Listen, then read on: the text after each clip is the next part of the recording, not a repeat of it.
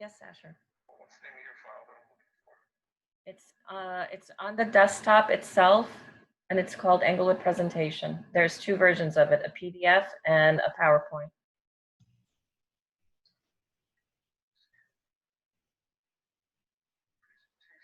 All right, so do you want the PDF or you want the PowerPoint? John.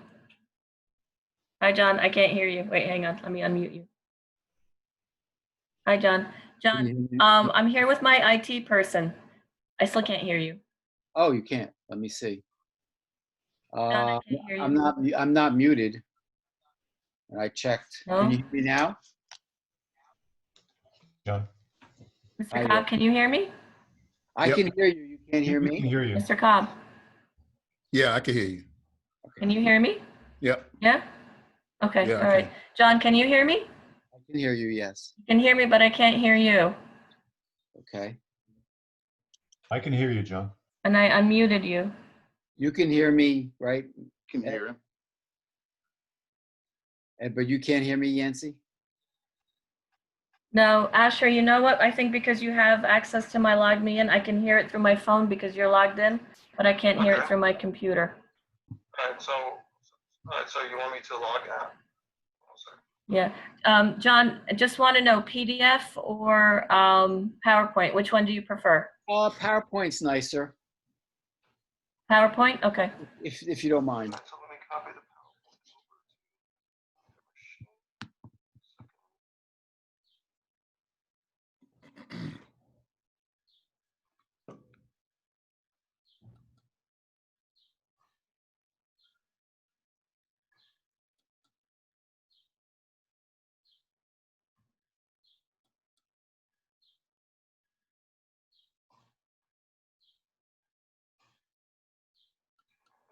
Yancy, who we're waiting on?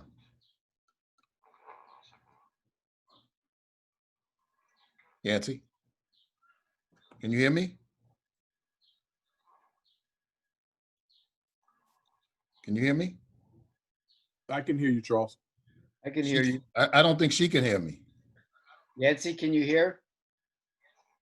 Yeah, she can't hear. There you go. I can. All right. Asher did it so I can hear now. He has control of my laptop. That's why I can't hear. Oh, okay. So if you want everyone to have, here, so share your screen. Yancy, who we waiting for? Cheryl? Michael I'm Cohen? here, Charles. Carol's there. I'm here. So now everyone can see your screen, Yancy. Okay. Could we take that? Can we change their screen for a minute? No, not yet. Huh? I'm just telling Asher to change it back. Yeah, because it's There you yeah. go. So I need to read the agenda. Okay. All right, so do you want me to stay on or you know how to do this? Or? Yeah, can you stay on and do it? We're not going to be much long. It's just a No, I little can stay bit. on. I just don't want to interrupt your meeting. Yeah, no, So- that's okay. Hi, everybody. Just mute yourself. Good evening. Okay. All right, let's see who's on. Cool. Yeah, let's take attendance. Let me know, and we get ready to go right now. Michael Cohen, Mayor, Wayne, I saw. Catherine Glenn is here. Okay, we're all here. We're all here? Okay, Yep. all right. Let's go. Okay, want to call the meeting to order? Yep. I call this City Council Workshop Meeting of June 9th, 2020 to order at 7:30 p.m. Will everybody rise for the Pledge of Allegiance? I pledge allegiance to the flag of the United States of America and to the republic for which it stands, one nation, under God, indivisible, with liberty and justice for all. Will the city clerk please read the Open Publics Meeting Act statement? This meeting is called pursuant to the provisions of the Open Public Meetings Law. Notice of this meeting was included in a notice sent to the record in the Star Ledger and advertised in said newspapers on January 17, 2020, posted on the bulletin board in a municipal building, and has remained continuously posted as the required notices under the statute. A copy of this notice is and has been available to the public and is on file in the office of the municipal clerk.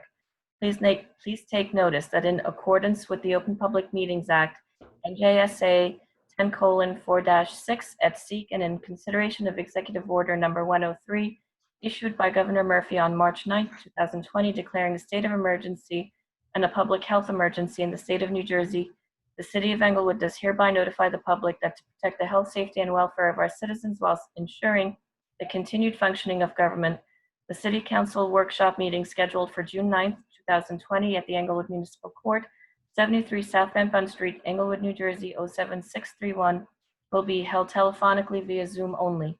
Members of the public who wish to participate in the meeting may do so by calling or clicking on the link. It's on our website, or by dialing 929-205-6099, followed by passcode 830-6884-0606 at 7:30 p.m. Individuals calling into this number will be able to fully participate in the meeting, including providing public comment. A non-public dial number will be used if closed session is required. Proper notice has been given. The municipal clerk is directed to include the statement in the minutes of this meeting. Will the city clerk please do the roll call? Councilman Cohen. Here. Councilwoman Glenn. Here. Councilman Hamer. Here. Councilwoman Rosenberg. Here. Council President Cobb. Here. Also present is Mayor Michael Wiles and City Attorney Levi Kuhl for Bill Bailey. I just want to make sure, Levi, are you on this call? Yes, I am. I saw him. Yeah, All right, thank you. Yep. I saw him on there. All right, so resolution 135-06-09-20, approval of bills and claims. Hope I don't have that amount. It's $548,350.83. Okay. I need a motion and a second. So moved. I'll second Councilman Hamers. Any questions?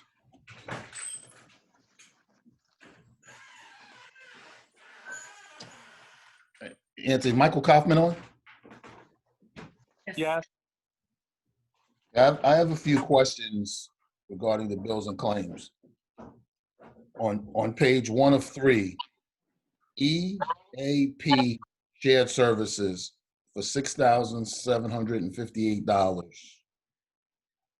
That's what employees need to speak to people. We have like for different issues, mental health, different things like that. We have a shared service in Bergen County that they go speak to someone over there.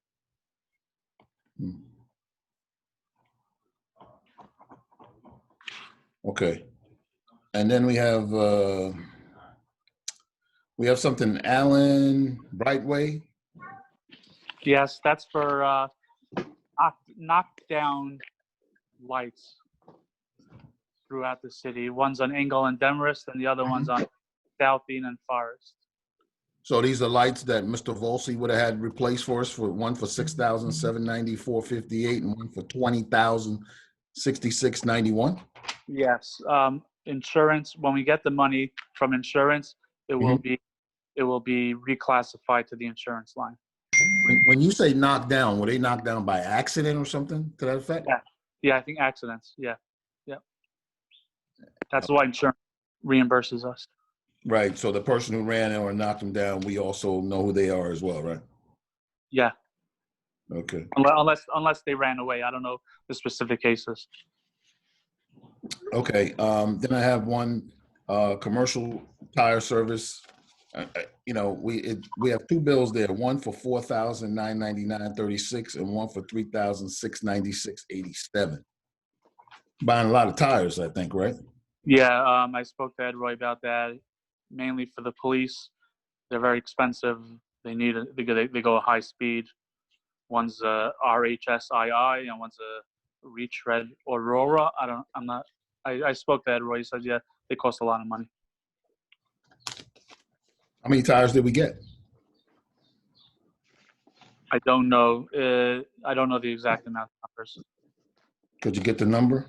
Next Yeah. time it would be helpful to put everything in perspective. On page 3 of 3, AAA emergency, And I know those are things that we had with, I guess, covert, With what? Sorry. AAA emergency. Yeah, those are ear cylinders that they ordered at the end of 2019, and then there's like a few months delivery time, and then by the time we got them, and we're paying for them now. Oh, so we got one bill for 2,867.52. We got one for 12,093.52. We got 18,787.58 and 10,531.08. No, it's one order. We're just charging it to different ordinances. Oh, is it? Okay. If you look on the left, you'll see which ordinances were charged. Okay. And then we got office renovation. I guess that's the plastic that we getting? Plexi. Plexiglass or whatever? Yeah, the plexiglass for health, police, fire, rec, and city hall. Is it all in, or when they gonna come take care of that? Yancey probably knows better than me about that. Another week or two before it arrives. They're Oh. starting to arrive a little bit at a time. We already received for one department. Does this include the installation as well, this price? Is it built in No, that? we have to install it ourselves. This is just the purchase of the plexiglass. It comes in Oh. pieces and we just have to install it. It's simple to install. Okay. A lot of them are freestanding. Oh, okay. And Mr. Kaufman, to date, how much have we spent on the covert? I believe I sent the council on Friday a listing of all the expenditures that we had in the weekend update that gets sent to the council.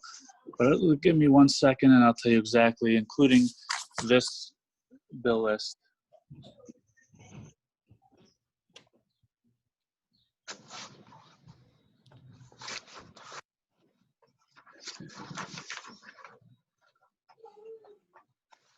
Including this bill list, we've spent $167,000, but it doesn't in Edmonds. For this bill list, it's considered received because we didn't pay it yet. So it'll be tomorrow, another $100,000. Okay, all right. We have a balance of $270,000 left for the rest of the year. Oh, okay. Does anyone else have any questions? If not, Yancy, roll call, please. Councilman Cohen, Yes. Councilwoman Glenn, Yes.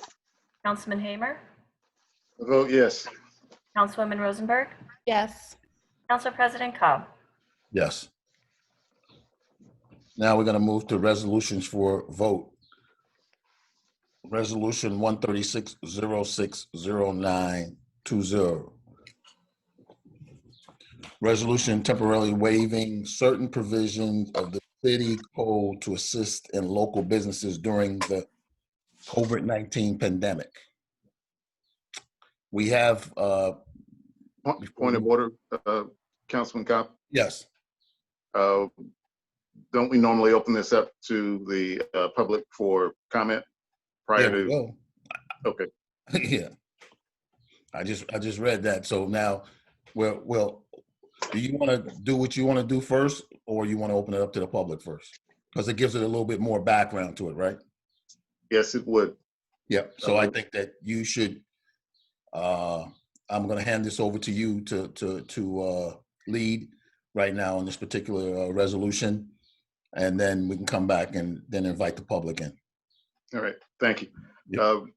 For the last 3 months, we've been through a situation where, that's unlike anything that any of us have experienced in our lifetimes. And that's this pandemic.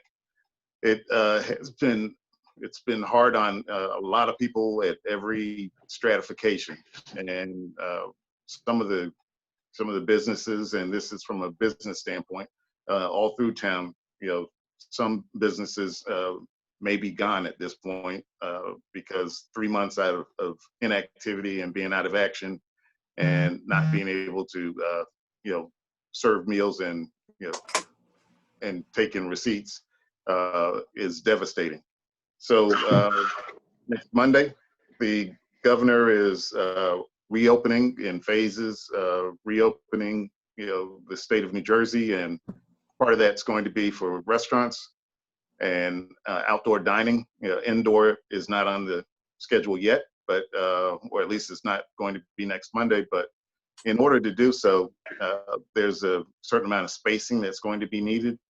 And what we are doing, this is coming from the Special Improvement District, the Downtown Management Corporation, is looking at different ways that we can offer up as suggestions for the retailers, the restaurant owners and proprietors for those establishments. And we've got a concept that we'd like to present, just so that we can give some idea as to how conceptually they might be interested in pursuing this. So we started with a section of Palisade Avenue inquiries from those restaurant owners as to what they could do, and frankly, we've gotten input from restaurant owners all up and down Palisade Avenue and other parts of the city. But it probably is the easiest if we start in the area where there's more space. There's more sidewalk space. The streets are, just a little bit wider. And, restaurant owners are looking at different arrangements, and that includes connecting and making arrangements with adjoining property owners who may not be a restaurant, but have that same sidewalk space, and maybe extending their tables out in a vertical and horizontal way. So vertically into, perhaps into the street, and horizontally looking at adjoining properties. So to speak to that just a little bit, I'd like to invite John Zabo of Burgess Associates, who has taken some time and looked at our street, our Palisade Avenue, outlay and or layout, and come back with some suggestions as to how that might be done. And I'll turn it over to Mr. Zabo. John, floor is yours. Thank you very much. As you had mentioned, Burgess Associates was approached by the SID to come up with some conceptual ideas of how the streetscape along Palisade Avenue can be transformed in a manner that is consistent with the governor's order, but would also allow for business to extend into the street. And the guidance that we're getting from the state is distancing. That's the key element. On June 15th, as you had mentioned, the restaurants will be allowed to offer outdoor dining, but there's going to be certain protocols in place. But let's not forget that pickup service will also be part of the ongoing service that the restaurants will be able to provide. And also that the order is now permitting retailers to do pickup service for pickup of items as well. So we're looking at a shared street situation where we need to have a balance between the parking that we would need for the pickup services, as well as allowing restaurants to open up into the street. So we've prepared a presentation this evening to kind of give you an idea of the concepts that are involved and the options that we may have. And if I can have that slide program either presented or if I can get, yeah, how do you want to do this? Asher, are you on? There you go. Let's see, slideshow. From the beginning. Is everybody still there in the background? Lost my phone. Meeting. Share screen. Share. Sharing with Mr. John Zabo. Can we give him control of the screen, Asher? I believe so. Give me 1 second.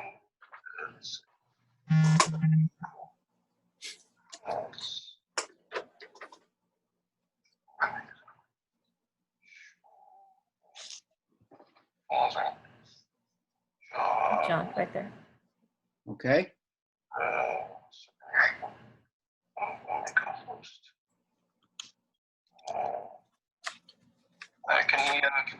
controlling there? Okay, I see you are the host now. Okay.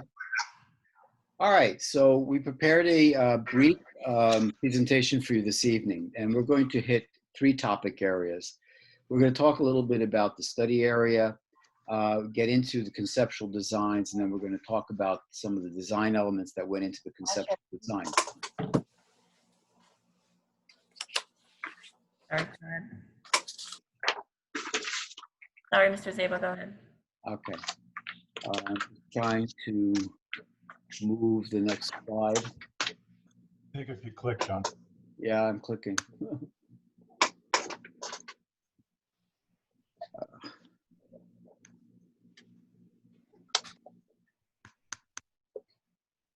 see. Oh, okay, maybe here. No, it's that. Try your arrow keys. Yeah, I don't have arrow keys. Hold on, I'm working it. There you are. It moved. Okay. The study area, maybe there's a lag. The study area that we were asked to look at was actually the entire corridor. It would extend from Angle Street to the east, all the way to the west to the Monument Park with the intersection of Lafayette and Tenafly Road. However, we noted that each block face has its own unique characteristics in terms of the concentration of stores, restaurants, the presence of hydrants, the presence of trees, bump outs, crosswalks. So actually each individual block requires its own kind of analysis to make this work. So rather, given the time frame that we had, we decided to focus on the next phase, or the first phase, and focus on the area. If I can get it to move again.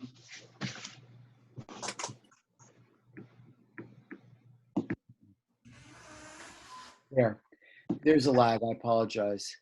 Yes, there is. I'm sorry. Okay. It's the program. Yeah. Yes. That's fine. So I wanted to just highlight the area. We focused on North Dean Street, South Dean Street to Angle. And the reason we did that is you could see in the aerial and the area, you have turning lanes, you have angled parking, you have the presence of street improvements such as street trees, bump outs, crosswalks.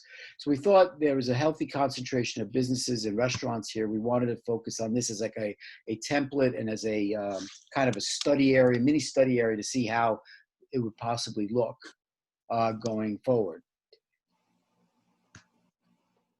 And again, I'm just waiting for the next slide. So now we're going to get into some conceptual design. This is the aerial of the area, the study area that I just talked about. And here you get an idea of how it overlays on the existing land uses in the area.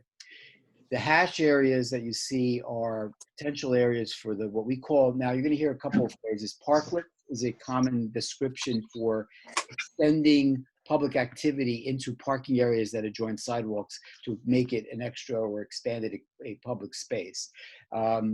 We've also heard them called as, what did you call them, Ed?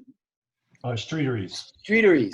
By the way, I neglected to introduce our a partner and lead designer for the firm, Ed Nikis, who is our head designer. He's a licensed professional planner as well as a New Jersey licensed landscape architect. I've asked him to join us in the presentation. What you'll see is that we have designated certain areas for parklets or streeteries, whereby seats would be placed on the sidewalk areas, also along the street and within the parking areas, but leaving certain areas free for pickup and retail pickup so that there's adequate parking balance both sides, taking into account locations of trees, location of hydrants and other improvements. We take up roughly a little less than half of the parking for parklets on the north side of this section, and a little less than that on the south side as well, as you can see. Go to the next slide.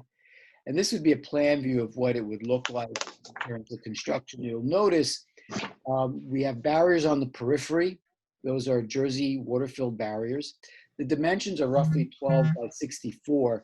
You can see the number of tables you can fit complying with the social distancing requirement that the state is requiring. And you can see how there's still a pedestrian walkway that's being maintained so that there's foot traffic that can go by, but still maintaining that 6-foot social distancing that's required. And to give you an idea of what it might look like in terms of a sketch, this is what it might look like from the street. You can see the parklet design or the streetery. Here are the barriers on the outside. You have planters that can dress up the area with nice landscaping. We are introducing in the parklet a platform area that can be prefabricated and installed so that you have basically ADA accessibility where the platform meets the curb at an almost even height. So you don't have any minimize trip hazards. We also notice that there are also some tables that are available along the street along the sidewalk. I'm just waiting for the slide to change. Here's another plan view. Now, it is our intention to have the gap at the angles and the ends closed, but because of the way the software works, we're not able to depict that. But imagine that that would be one self-contained section. And you can see where there's still parking available on either side. And you can see the separations of the tables and how this could be an attractive alternative to just simply doing barriers. And again, here's another street view of what it might look like in terms of this particular conceptual design. And when we get later on into the presentation, we can talk about some options of other ideas that we've been kicking around that you might want to alternatives. We're hoping that these renderings give you an idea of what it might look like. Because actually, if you look to your left where the floorboards are, that's actually the parking lot, the parking area, with the planters interspersed. That's another view.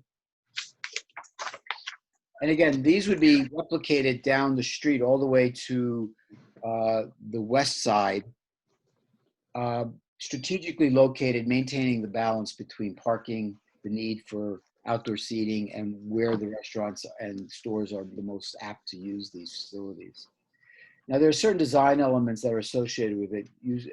I referred to the wood tile flooring. Here's an example of how that would work. Again, that would get you to a street level, sidewalk level, and it's basically quickly installed. And again, I want to emphasize, these are intended to be temporary. These are not permanent. And we have here the Jersey barrier. We're familiar with these. We think these are the most appropriate because they do provide the coloration, gives an early warning. We're familiar with these.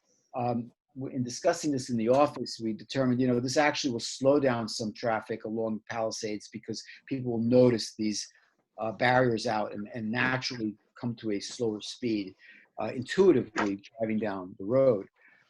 They hold a tremendous amount of water and provides a level of protection that I think is adequate for providing this type of amenity for the downtown SID, while in fact we're trying to get through this temporary stage of opening. And with that, that concludes the presentation. And we'll take any questions. I'll give the control back to Yancy. We can close this out. Asher, you're going to make me host again, John? Yep. Councilman Hamer, do you have anything that you want to add before I open it up to the public? No, just if council members had questions and the public, of course. But no, I think it was fairly comprehensive, and I think it was a good presentation. So, thank you and your partner. Thank you. Okay, so I'll ask this before I open up to the public. Does any council member have any questions? Yes. Hello. Just curious, unless I might have totally missed it, but these added platforms and greenery and all the things that were in there, is that, and if I missed this, I apologize, is it at the expense of the CID, the city, the restaurant owner? Who's paying for all that? Let's give an idea of what the cost is. I would presume that it would be either a shared cost. That would be something that could be worked out between the parties, between the CID, the city, and the restaurateurs. It could be shared. I don't know what your funding streams are. I don't know how flush the CID is. Mr. Snikes has joined me this evening, and he had done some research on costs and estimates, and certainly you have some options available to you. Ed, you want to get into some of those? Certainly. Good evening, everybody. What I've looked into and what we show here is sort of the higher end of what you could do. This I call it the Cadillac. the Cadillac, the parklet idea where it's flush with the ultimate sidewalk and curb line. Again, not knowing exactly the overall form of this or how large the areas will be, you can take on multiple approaches to this. You can do this platform, or you can do an actual temporary constructed deck area built out onto the pavement, so it makes it cheaper to do that. You can also, if it needed to be, with the idea of what's called a streetery, is to actually ramp down to the street level so that you have ADA access, but you have a railing and much more cost-effective approach. But yet, there's multiple tools available in order to address it. The overall square footage that we show is about 700 square feet. That's a rather large area. We were trying to show where you could have a grouping or shared outdoor dining area, because that's something that is being recommended these days, is to try to share it between businesses so that you can make the maximum out of the small area you do have. But yet we could make the areas smaller. And what we can do is work through the costs so that we can figure out exactly what they could be or what they need to be. But yet also what we could do is that we show these water barriers as the protection measures, but we can also work with your DPW to see what other kind of bollards they have or may be using so that we can sort of group costs together to reduce overall expenses. If a follow-up, Councilman Cohen, I'm sorry. Councilman Cohen, just to add a little bit more to that answer, it hasn't been determined where the costs are going to end up. It's not anticipated that this will be a cost to the city, but that hasn't been decided. If I can ask a follow-up question. So we were talking when the I just missed his name. Oh, Ed, I believe your name is right. Yes. I'm sorry. Just I do you have? I mean, I'm assuming, based on your expertise and the expertise of your firm, you've done all these different models before. Do you have, I mean, just basic cost estimates, not to hold you to, but in general of what, the I guess, quote unquote, Cadillac version would cost, or what the lower end would cost? I mean, I just have we have just a general idea of what kind of numbers we're talking about. Yeah. And the second question I had, I guess I'll just ask them together so you can, I guess, answer them together. The other question, I guess, is more for, the CID, I guess, is have at this point, have these ideas been brought both from the financial end and both from the actual layout end and everything? Have we had any conversations with the businesses who would potentially use these as to how, because if you're talking about one of my thoughts, and obviously I would love to be able to do whatever we can do for our businesses. My question is the size that you're talking about good enough that all businesses who'd want to participate would have the ability to? If not, what's our thought process on how we would make those determinations to decide who gets to use it and who doesn't? What are the criteria? I'm just talking this thing out. If I guess I'll leave you the floor. Absolutely. Can I interject at this point? This is Al Kroll. Al is the head of our CID. Ed, Al, please, if you would. Yes, good evening, everybody. This all came together, I think, John, we discussed this, Thursday afternoon? Yes. Last week? Okay, So Adam Brown and I were on the phone. We got John on the phone. These are initial concepts of what could possibly be done. I did put some rough numbers together. You're talking about businesses that have been in decline for the past 3 months. The CID, let me go back to costs. If you look at the one example that John drew up, which is the 12 by 64 platform, I happen to have a contractor in my office today, and just doing a simple plywood platform with possibly some kind of AstroTurf on it, on sleepers, you were talking about $8 to $9 a square foot times 700 feet, plus what they call yodocs. These are the barriers, the water-filled barriers that rent out for $100 for a 2-month period. You're talking almost an $8,000 to $10,000 expenditure, and candidly, you're picking up 7 tables. Okay, I would stress that I think what should be investigated first is how much space can be taken up on the sidewalks if food businesses are next to vacant locations, so they can expand up and down the street accordingly. Again, this was thrown out as a flavor of what could be done, but I wanted to throw it out there because there is an expense involved. I don't believe the CID is ready to pick up this entire cost. We could contribute, but you're not talking a few dollars here and there. And we're talking about for a time period from ASAP to, at the best, October or early November, just based on weather restrictions. So I wanted to interject that at this point. I appreciate that. I think what you offered, Mr. Kroll, is accurate with regard to trying to do a platform out of plywood and sleepers and things of that nature. I would agree with those costs. To do the more pre-manufactured is upwards of $20 to $30 a square foot. Could even be Right. that. So you can see how much that starts to run. But they are reusable and a system that could be done in that manner. But obviously, I think, as I would totally echo your feelings as far as how difficult this is for businesses right now just to open, with them being closed for so long. So we would look to do a very cost-effective solution and work with the city in order to do so. Are there, I guess just one more quick question. Would we be able, and obviously I understand this just became a conversation over the last few days. Is this something where potentially Millennium can find grants for us? Might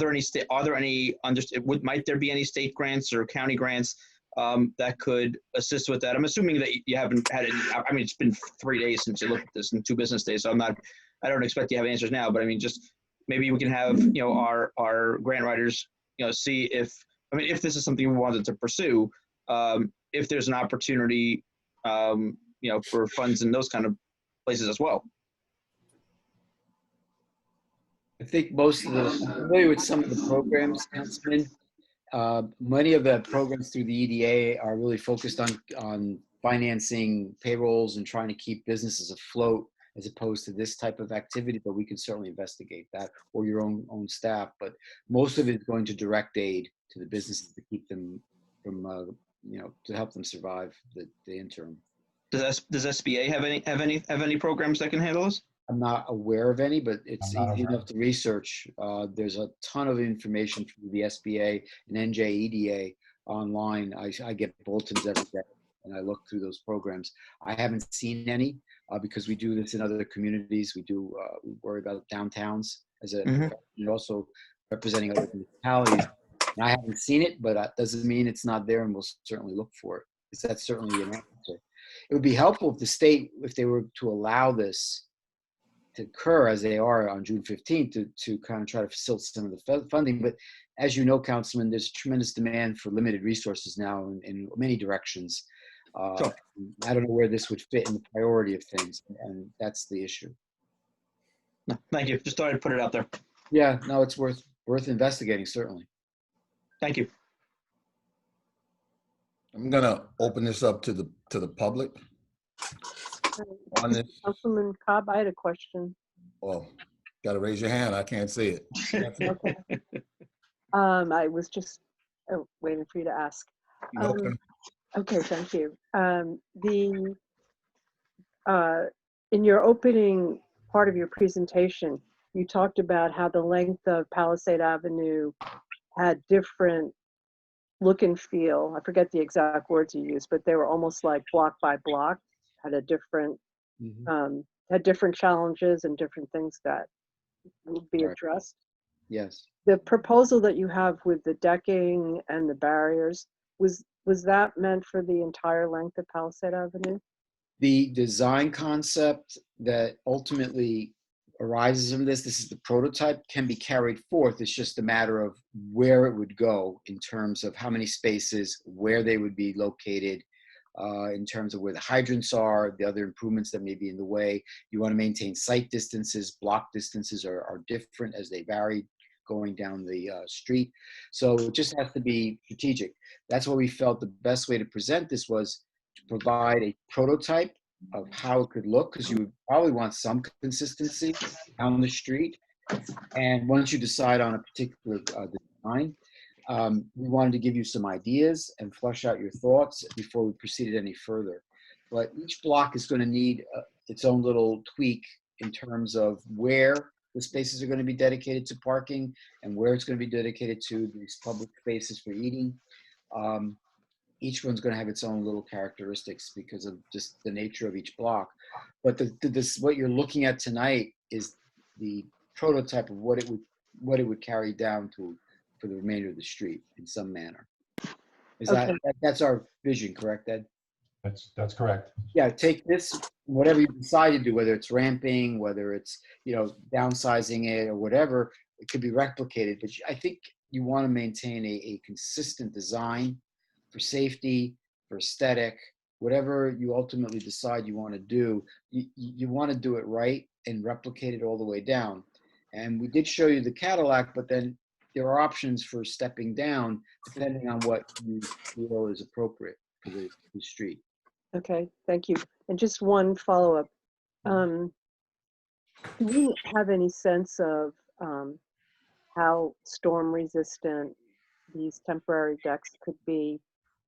We've had more than, on several occasions, Palisade Avenue has turned into like a Niagara Falls with the heavy rains. So I know these are by nature temporary, but is there any sense of how much they could withstand? This would all depend on the details that we come up with, but mostly what you're seeing there in this system approach that we used in the simulation is a system that actually is built for roof decks. And so what it's done is to raise the platform above the area of drainage to maintain drainage underneath the actual platform. And that could be also worked into the idea of a sleeper or a more temporary type of layout where you're putting up a sort of a decking area, but yet allow for that drainage. And now that's going to be a mandatory requirement. As well as what we also looked at was to try to make sure you're not blocking any utility access ways and maintaining the appropriate structural relationship, as well as what John mentioned before, handicap accessibility between the sidewalk and the potential raised area. Don't worry, Franz will let you. Okay, thank you. Anybody else have any questions? Yes, Charles. Yep. Before we go to one more question, I just neglected to mention one important factor, and I'm sure it's in the back of your city engineer's mind. This is a county right-of-way, so there's going to have to be some interaction with the county and some consent from them to be able to do some of this. That dialogue I would encourage you to engage in as quickly as possible, so that they have an understanding of where you want to go. And we think that this kind of a design, at least that you've thought it through in whatever form it takes, is going to help that conversation. I had to say it before your city engineer did. Okay.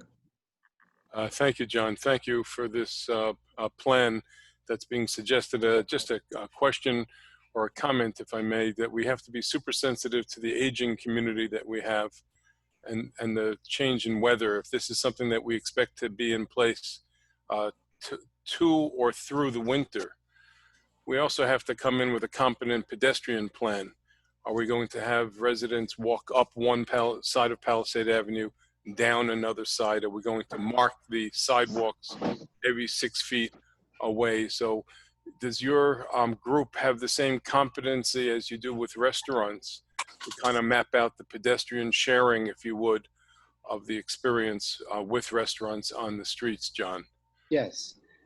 We have to be cognizant of the fact that it's going to have to be shared space, but that the state is going to institute protocols for social distancing. Right now it's 6 feet. A lot of that's going to depend on the sidewalk widths and how they may vary or not vary along the Palisades area. But we did focus on that. We did leave a travel walkable lane through there. Ed, you were aware of that when you laid this out. Yes. We didn't pack the street with tables. And we wanted to maximize the space, but we recognized the need for curbside pickup, for retail pickup, and for pedestrian flow. Woody? Right, we had at least a 6-foot traveled way. Now, obviously, what you were probably referring to is more of a, okay, can you have a two-way traffic flow through that area, and would you need a wider walkway? I think if we had a maximum distance by which there could be this minimum 6-foot width, that would help with people to be able to stage themselves and walking back and forth. Well, as part of the Chronicle of Englewood, nobody's respecting it in ShopRite where it's inside. It would be very hard if we don't if we don't think ahead of the pedestrian use of the space. And also the water runoff, we see the bricks that are already popping out in front of Starbucks when you cross over the street and the collateral issues. But I tip my hat again to the CID for moving this important conversation forward and for you gentlemen coming back so quickly. Thank you. You're welcome. Thank you. Anybody else have any questions before I open up to the public? All right, Yancy, we're going to open this up to the public. Want a 2-minute timer? 2 minute. Yep, 2 minute time frame. All right, same instructions as last time. Oh, we already have hands raised. So just for the rest of the public, at the bottom of your screen, there's a reactions button. Click on that. There's raise hand. If you'd like to speak, click on that. Let me just get my clock going. Okay, first on is Diane Jansen. Actually, I'm going to add a little commentary here. Has the planners considered maximizing the number of tables and maximizing the separation of the tables by completely closing off Palisade Avenue during the time of the restaurant operation, which might be 11 till 9 at night, I don't know, or different hours? The reason I suggest that is it would provide a lot more space for what we're trying to achieve. That's one thing. The second is you wouldn't need as many Jersey barriers. Just do it at the end of the blocks by the cross streets of Dean and Engel. And third, it would also be a much safer and more pleasant dining experience for people to dine without cars driving directly adjacent, right by people while they're eating. And also from a health aspect, you wouldn't have the fumes. You wouldn't be sitting right next to trucks and everything that would be driving by. So I'm just asking, is that an option? I understand what you're saying, and one of the things that is a hot topic in planning and city designs now are closure of streets to allow for social distancing and for people to be able to get out and walk about. The issue here, however, is I don't know if that's going to be a realistic opportunity or solution because of the fact that it's an arterial roadway under the control of the county, and I'm not sure they're going to be receptive to closing the street. And I think that's going to be problematic. That's why we really wanted to come up with a solution that was temporary, that could be implemented quickly, so that we can get the businesses back rather than get into a long, drawn-out tussle with the county over street closures. So I appreciate what you're saying, and there are certain instances where that's an opportunity, but I don't see it necessarily here. But I appreciate what you're suggesting. I kind of share that to some degree, but here I don't know. It's almost too bad we don't have two streets like we have Dean and Engel, in opposite, parallel streets. We don't have a parallel street, a major, thoroughfare like Palisade Avenue. That is correct, and it's a major connector. So that's the issue. Yancy? I'm just trying to figure out, Diane, did you also have your hand raised, or was that just Peter? Because it's not letting me lower the hand. Normally lets me lower hand. Well, my only comment would be, could be a precursor to something that we can do on a permanent basis. Some of the experts are talking about it's going to be 3 years to recover from this pandemic. And so that might be a consideration. That's all I have. Thank you. That's an excellent point. Some cities allow this on a permanent basis through permitting processes. But that takes a lot more careful design. And when it gets permanent, you have to assign responsibility for it, and that's typically assigned to the businesses who then pay for that improvement. And there are numerous examples throughout the country for permanent parklet permitting processes with design standards. We're not getting there yet, but there's a growing popularity with outdoor seating, and this is something that could be experimental. We expect it to be experimental, and if it's something that proves to be popular, something that could be in your future, if that's what the business community and the general community wants. Okay. Yancy, who's next? Next is Naomi, I'm sorry, I'm going to butcher this, Kazo. Yes, that's me. Thank you. One concern that I have, given the area that's planned for the mini study, is parking.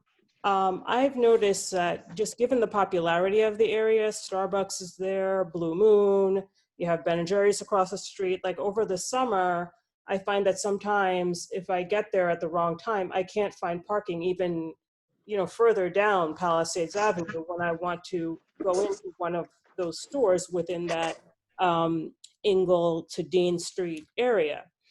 So this plan looks like it would take up a good share of those parking spaces. I'm just wondering what thoughts people would have as far as what to do as far as facilitating extra parking if something like this were to be implemented. I can address that. You're absolutely right to the degree that I've eaten numerous times along Palisades Avenue. I enjoy the restaurants there myself, and I observed sometimes where it can get a little busy for parking. But keep in mind, we're dealing with an entirely different condition right now. These are not optimal conditions.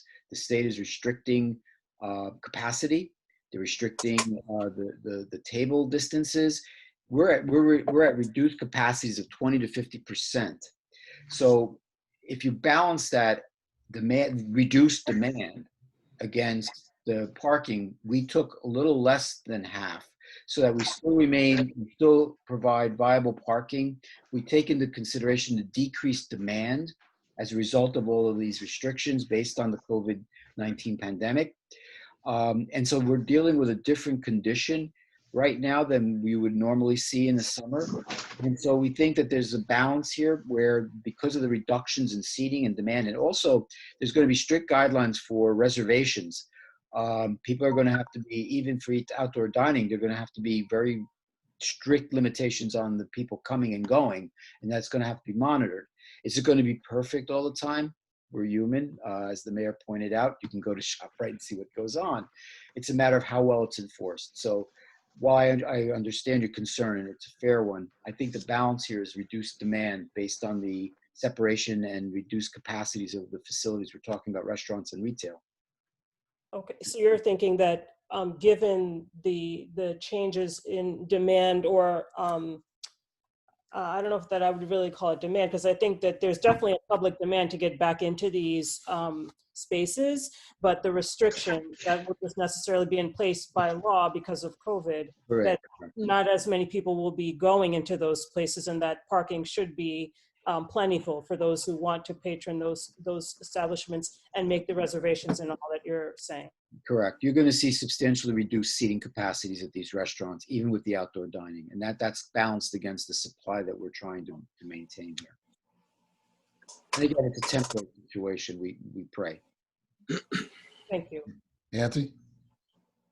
Next is Adam Brown. But John, can you switch over host duties to me? Just have to right-click over my name and make me host. That's why I'm having a hard time lowering people. I'm very sorry about that. Turn over. Yep, you got it. I'm changing host over to you, Yancy. Okay, perfect. Thank you. You're welcome. All right, next is Adam Brown. Did he hear you? Is he on mute? You're on mute. You can unmute yourself, Adam.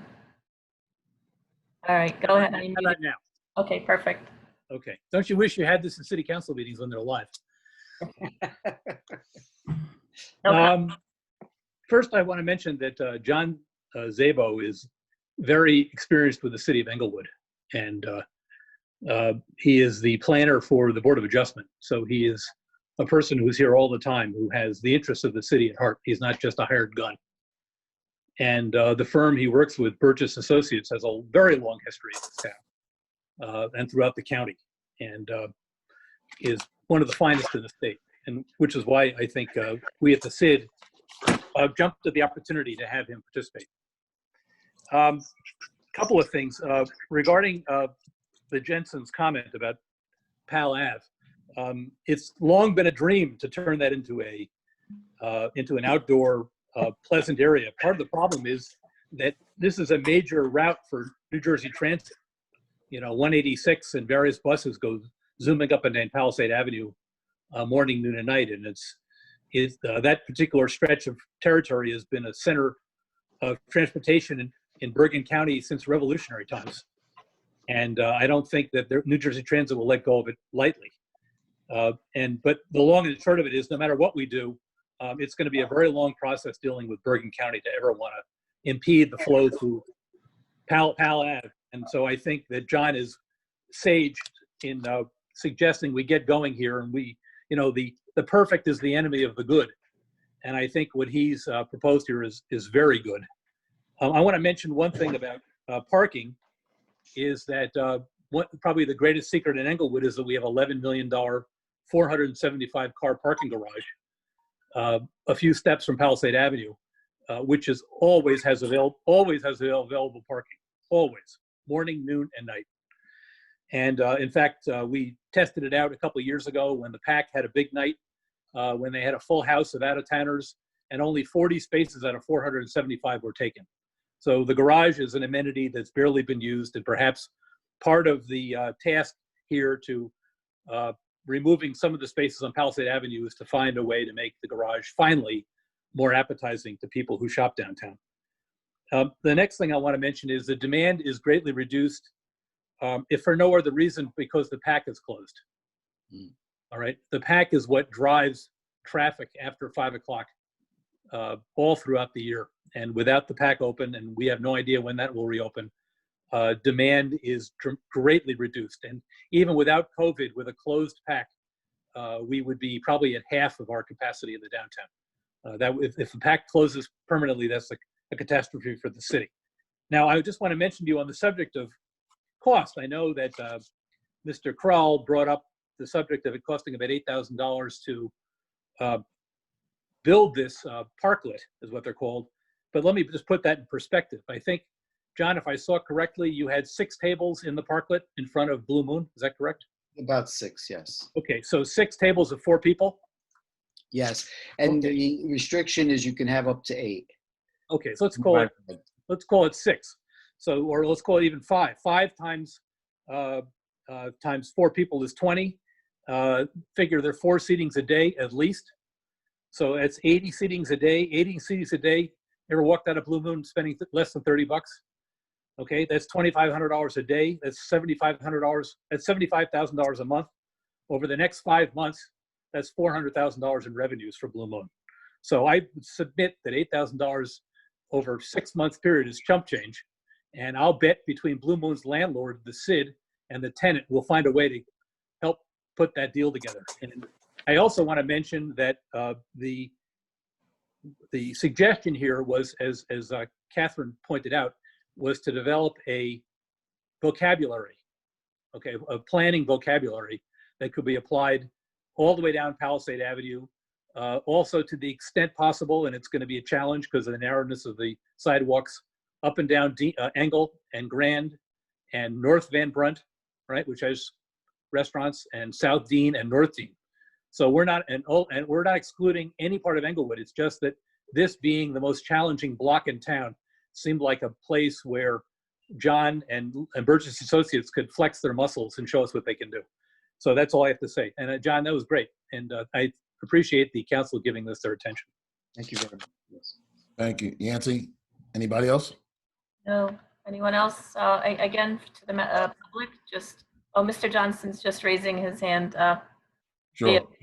I did the old-fashioned way. And thank you, Mayor and Council. Let me say a few words here.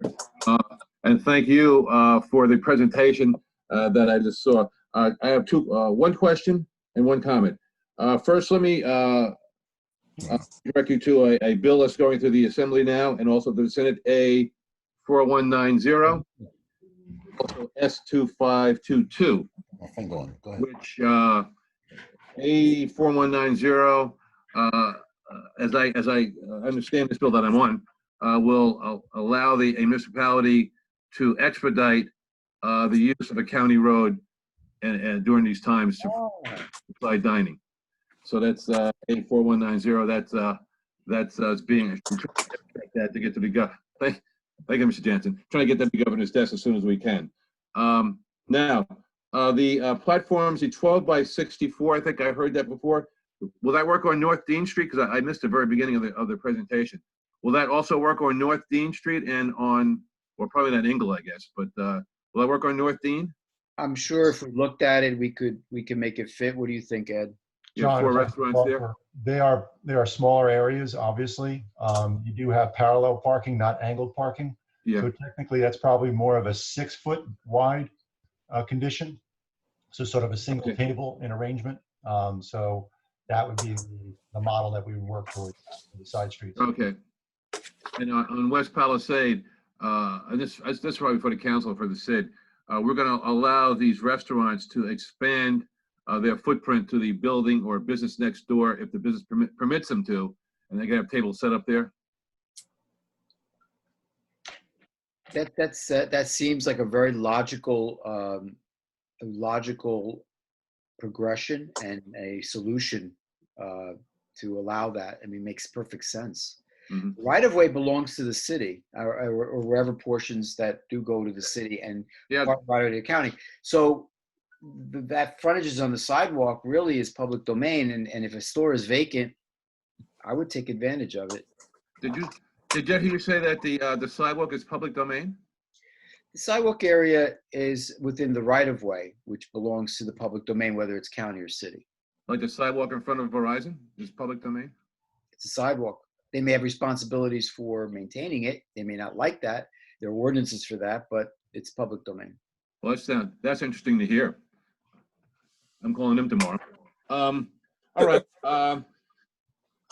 And then one quick point, I'll give it the microphone here, and it's specific to Notre de Columbia, who wants to also use the sidewalk on Armory Street if possible, because they're a corner building there. And they are, and this for the council, and I guess this is to those who are writing up this ordinance or resolution.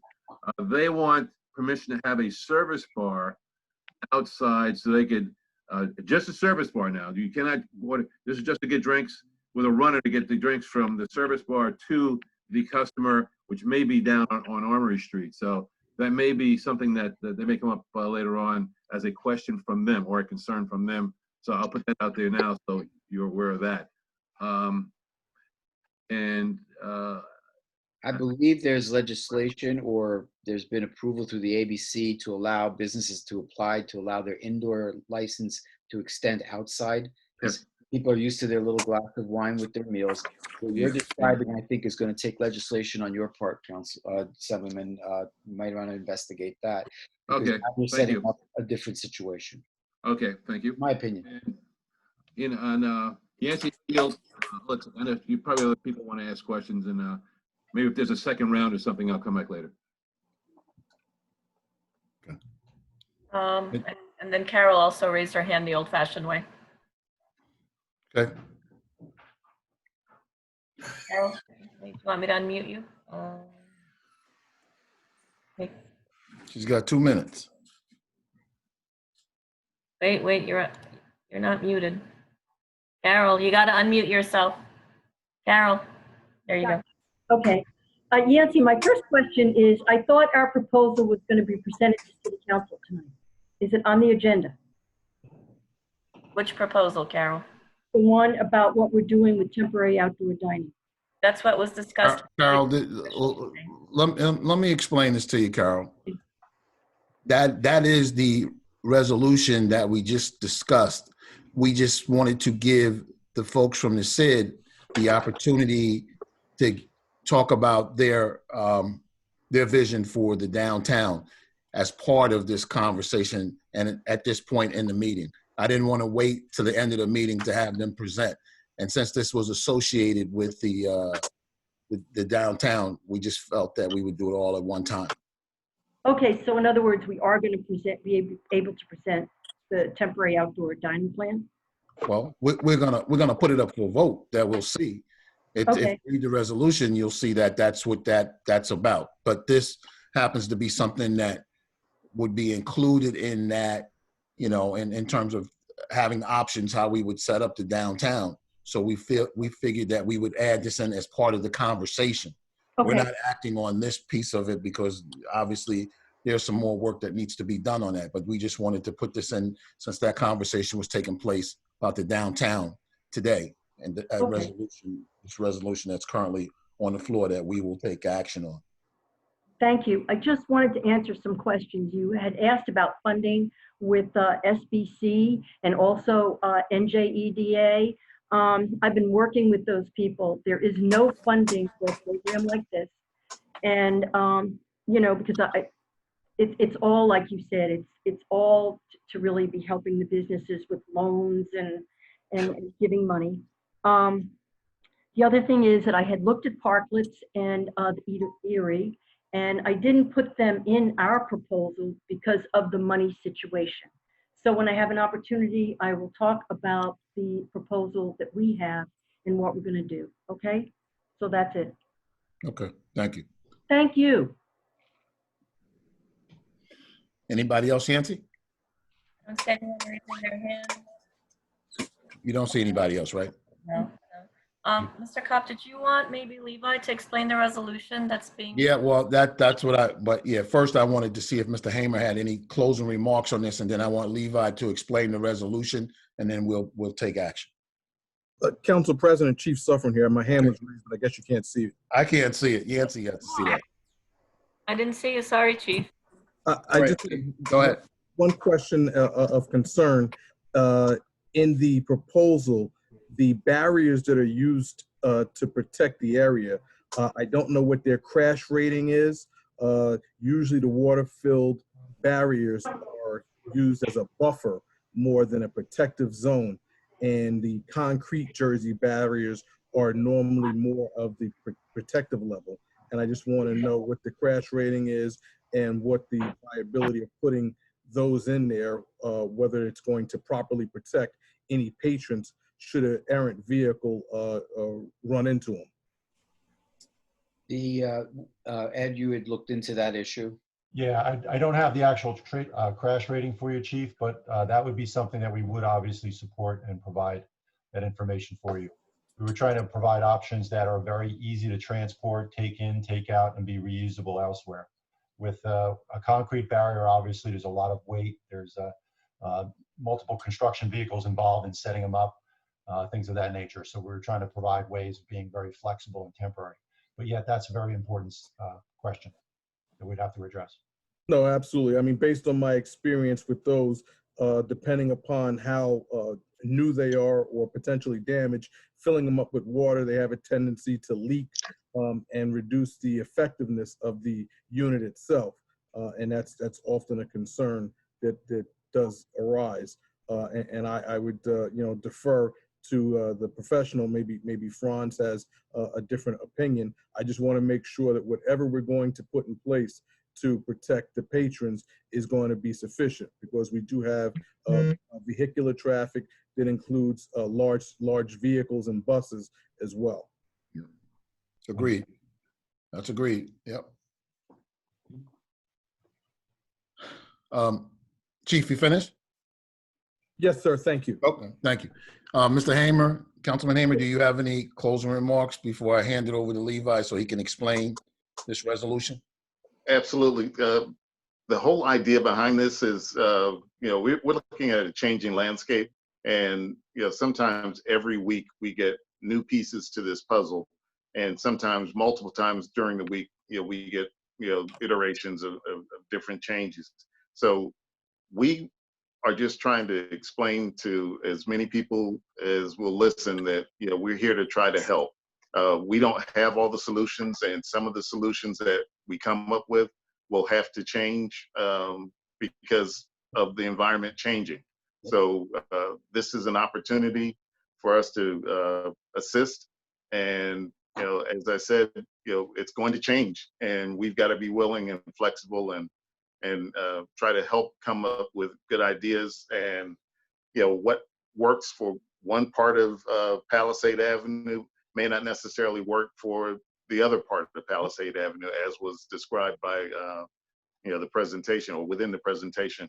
What happens on Dean and Ingle are totally different stories. Those are, frankly, they're high speed, high traffic areas. And, it's a definitely different dynamic. And, the new solutions and different solutions, would probably be needed there. So this is something that's going to evolve, and, we're willing to help. That's the point that needs to be stressed. Thank you for the allowing me to make the comment. Okay. I'm going to close the public session, and I'm going to ask Levi Cool to explain the resolution. Yeah, thank you, Council President. And first, I'd like to reiterate a comment that Councilman Hamer just made. One of the underlying themes of this resolution is that it is going to be evolving. Each and every day that we deal with the changing executive orders and the opening of our economy, the resolution is drafted in a way that will permit the city manager and other department heads to review and address how these how we can assist our businesses in the city the best way. And also looking at the resolution, the only really immediate action that's taken is that the Bergen Street parking lot will be closed to vehicular traffic. And any dining areas are then subject to the following procedures set forth in the resolution. The acting city manager is our go-to. They will be reviewing all the applications that come in, but we'll use the consultation of our Office of Emergency Management Coordinator, Chief of Police, our Board of Health Director, Head of Building and Code Enforcement, and all of the city department heads have shown their willingness and desire to make this this plan work. The procedure will be an application that all parties, all businesses that wish to either move or establish outdoor dining areas will have to adhere to. And I don't want to over belabor the point. It is a pretty voluminous resolution, and each and every applicant is encouraged to read it. And if they have any questions, to reach out to the Office of the City Manager. I'm just looking for a couple other high points here that may be addressing some concerns that people had with respect to the the liquor license owners. There is a provision that says that all of the properties that do have an active liquor license can utilize the outdoor premises in accordance with the executive orders, and also subject to the changing executive orders as they are developed and updated. And we have our fair assemblyman giving us the inside scoop on the next level of what's going to be addressed, and that's also appreciated. Aside from that, again, I think it's important just to realize that this is a process that will be changing, and this resolution will, and most likely will almost unquestionably need to be updated and amended over time. I'm happy to answer any specific questions any of the council members may have. I have none. I don't know if anybody else has any. I have a question, Councilman Cobb. Yes, Councilwoman Glenn. Levi, so as you mentioned, it is a very dense resolution and has multiple pages, and for reasons that we all understand, it was late in coming to us, so it was hard to kind of plow through it in detail, which would be my preference to have that time. But I just wanted to ask, as you pointed out, it's very city manager centric in that the city manager really drives most of the decisions in consultation with others, but seems like final decision rests with the city manager. I also noticed that there's a provision if that application is denied, there's an appeal process where someone who's denied can make an appeal to the council and point out why they think they should have been approved. My question is just, is there a way, and maybe it can be done informally, that the council is updated on how many applications we have, what their status is, things like that, so that we're informed about what's happening and how those businesses are going, and what the volume is, and so on and so forth. Yeah, and I certainly think that's a very pragmatic and reasonable request. And I think the city manager's office can do that without it being formally included in the resolution today. And I think that's something that our city manager, acting city manager, has certainly shown a willingness to do. Just one tiny, if I may add something. Yep. Just for process purposes, I think I explained at our special meeting last week that outdoor dining is already in our code, and we already do give permits for outdoor dining licenses. This is just an expansion of what we do in the city clerk's office. I guess being that I am now the acting city manager, that's why that title was used so much in the resolution, but we already do this in the clerk's office, and we do refer to other departments when we approve these permits already. So that's already part of the process that's been in place for years.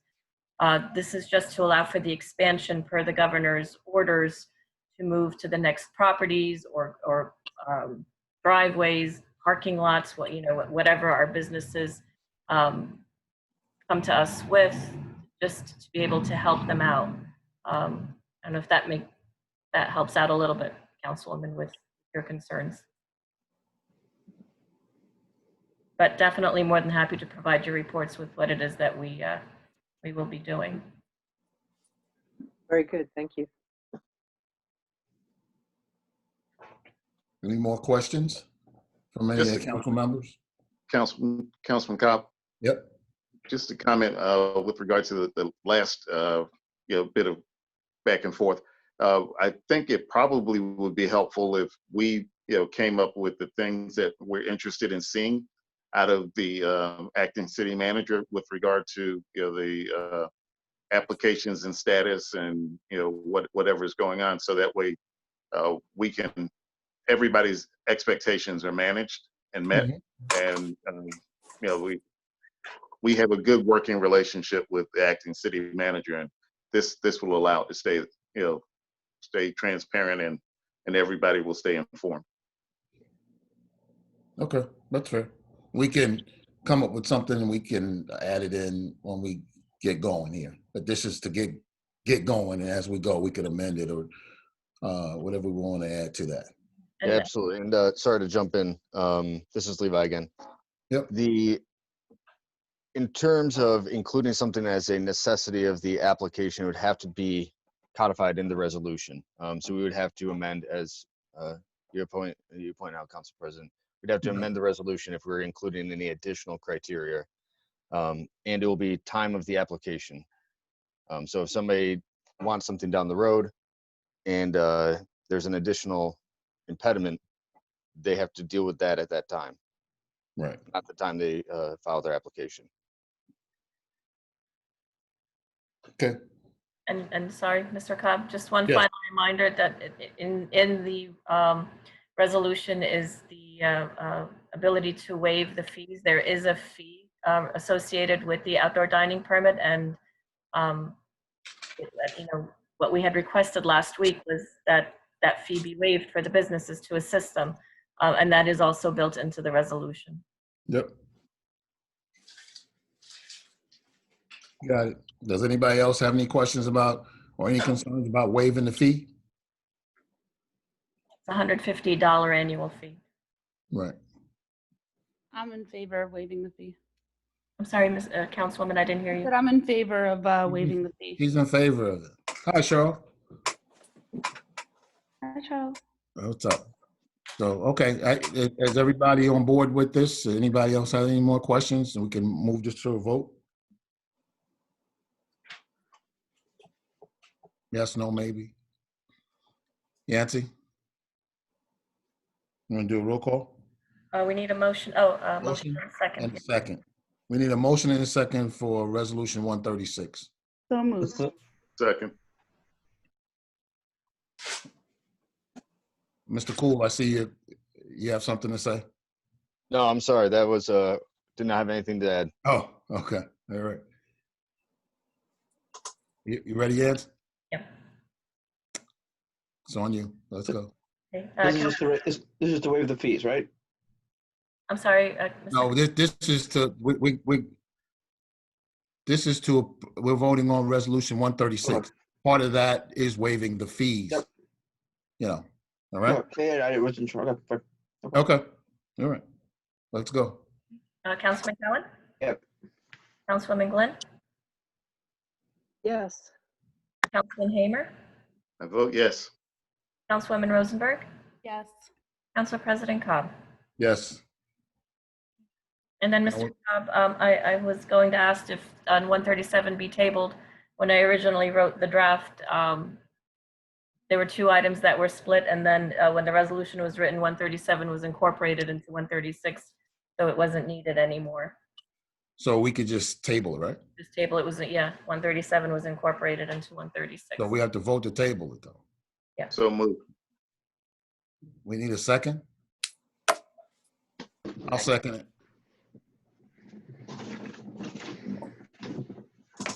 Roll call. Councilman Cohen? Yes. Councilwoman Glenn? Yes. Councilman Hamer?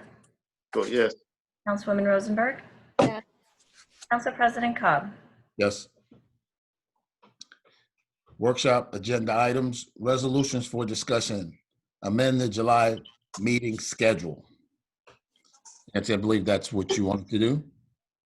Yes, please. I had sent with your packets the calendar for July, if you can take a look at that.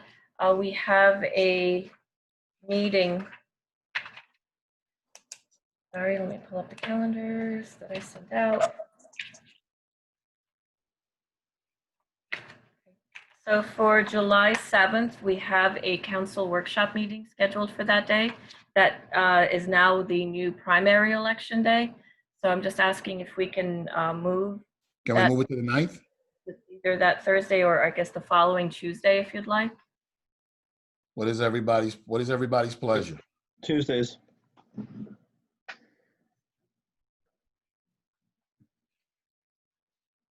Either's fine for me. Both work for me. Okay, let's go Tuesday, whatever that Tuesday is there, that date in July. Right, so I'll have a resolution prepared because the schedule of meetings was approved by resolution. It needs to be amended by resolution. So I'll Okay. have that ready for you for the So, okay, meeting. we're good with that, the amending the July meeting schedule? Yeah. That's it. Huh? Nancy, you good? Yeah, that's it. Thank you. Okay, the next, Excuse me, Mr. President, does that give us meetings on the 14th and 21st? They're back to back. back to back. Okay. Just pointing it out. Yep. Does that leave enough time in between workshop and regular meeting for? Or maybe we'll move the July, the 21st meeting to, can we move that? You want to move that to the following Tuesday? You want to move it to the 28th? Let me just look at the You want to August. move that to the 28th? Let me just look at the August schedule real quick because I just want to make sure that doesn't end up being back to back. Huh? I'm looking at the August schedule. I just want to Right. make sure those don't end up being back to back. There's nothing in August till the 18th. Oh, thank you. Okay, so you want to also move the regular meeting then to the following Tuesday? Yeah. So it'll be July 28th. So we go 14 and 28. Yep. Okay. All right. Yeah, so you can send an email tomorrow about that, right? If you'd like, yes. Yes, please. Yeah. All right. So we can lock that in. The next is a resolution condemning the use of excessive force, racial profiling, and declaring police brutality a public health crisis. I asked Yancey to put this on here. I want to draft a resolution for that, and I want to get the feelings of the council members and see who has support or the appetite for a resolution like that. Based on the environment, the climate, and what we have going on in this, not only state, country, city, the world, we need to demonstrate how we feel about that as well. So, I mean, I'm bringing it to the table. If anybody wants to discuss it, I want to discuss, you know, we should discuss it, but I want to have this on for vote at our next meeting. If there's certain language you want to see in it, please send it to Yancy or to Bill. But I think that this is important based on what's going on. Councilman Cobb? Yes, sir. I'd also like to contribute some content to that resolution. You know, have some very strong feelings about what's been happening in this country, in our country. So I absolutely have want to contribute. Send it, you know, you got my email address, you know, I'm putting this thing together because I think it's important. Will do. You know. Do we have any draft language at this point? There's a lot of draft language out there, but what is it specifically that you would like to say in it? That's where I'm getting at for everybody to whatever you want to say specifically to this process. I know how I feel about it. And I'm going to add mine, but I thought it was important that anybody else who wanted to contribute to this resolution come up with whatever they want to put in there, and we'll read it together. We'll put it in, and if it's appropriate, it makes it happen. That's where we're going with it. I would just say, what I would just say is I think it's very important to do. I think we absolutely should do it. I would just want to be able to have us, you know, circulate the draft language going around so we're all. Well, we'll have that before, you know, we'll have that before we vote on it, you know, a couple days, 3-4 days before. This will be. I just wanted it in draft language enough time so we can all, you know, still. Yeah. You know, Well, that's it's like Friday and it's yes or no, but early enough so we can all discuss. This will be soon. Yeah. This will be soon, so people have enough time to read it. You know, right. So they'll have enough time to read it, respond. So no, everybody will have enough time. You know, hopefully this will be out early next week, Monday, Tuesday, at the latest. Council President? Yes, Cheryl. I just wanted to make sure, I definitely want to read it, and I will send my thoughts to you and Yancy, but I also wanted to make sure that if it's addressing police brutality only, that we make sure that so either way, if it addresses that at all, I think we should make sure that we have the support of the police chief on the language. The chief and if we're addressing other issues like racism, I think we should definitely. Racial profiling. Okay. Excessive force, which the chief was kind enough, and I'll tell everybody right now that on the website, I think it's up now, that use of force document is up there. I suggest or recommend that everybody reads it. You know, whatever we do, you know, the chief will be a part of that. He'll know about it. That's great. Again, we need to do this. This is a need. I absolutely agree, and I just want to make sure that we have kind of the buy-in and endorsement of all the groups that we would want to have on this language. We got it. Yep. What is the deadline for us providing language to you all? What's today? Tuesday? How long is it going to take you? Till Friday? No. When would we? I think that the more important question is: Do we have draft language at this point? When's our next meeting? Well, just Yancy did send over a draft ordinance from Leonia, I think. Leonia is not going to tell, Captain, I'm not trying to be funny, but Leonia is not going to tell me how to talk about me. You know what I'm saying? You get where I'm going? Completely. And that was why I... Yeah, trust me. Yeah. That's what I'm saying. Whatever you feel that you would like to see in there based on your position, send us the language. Okay. And everybody will have an opportunity to see the collective many days before we put it on the agenda for the next meeting. That's what I'm saying to you. So whatever is in your mind, we will do that. This is going to be a very thoughtful document, and it's going to be shared because, you know, that's what it should be. Because, you know, so that's what I'm saying to you. You know, Englewood's going to make its own document. We're going to do our thing. So, and it's going to be very thoughtful. And that's why I want everybody to have the opportunity to weigh in on this. Yeah, like I just think this is critical to do. I just think it's also critical that we just do it in a collaborative fashion.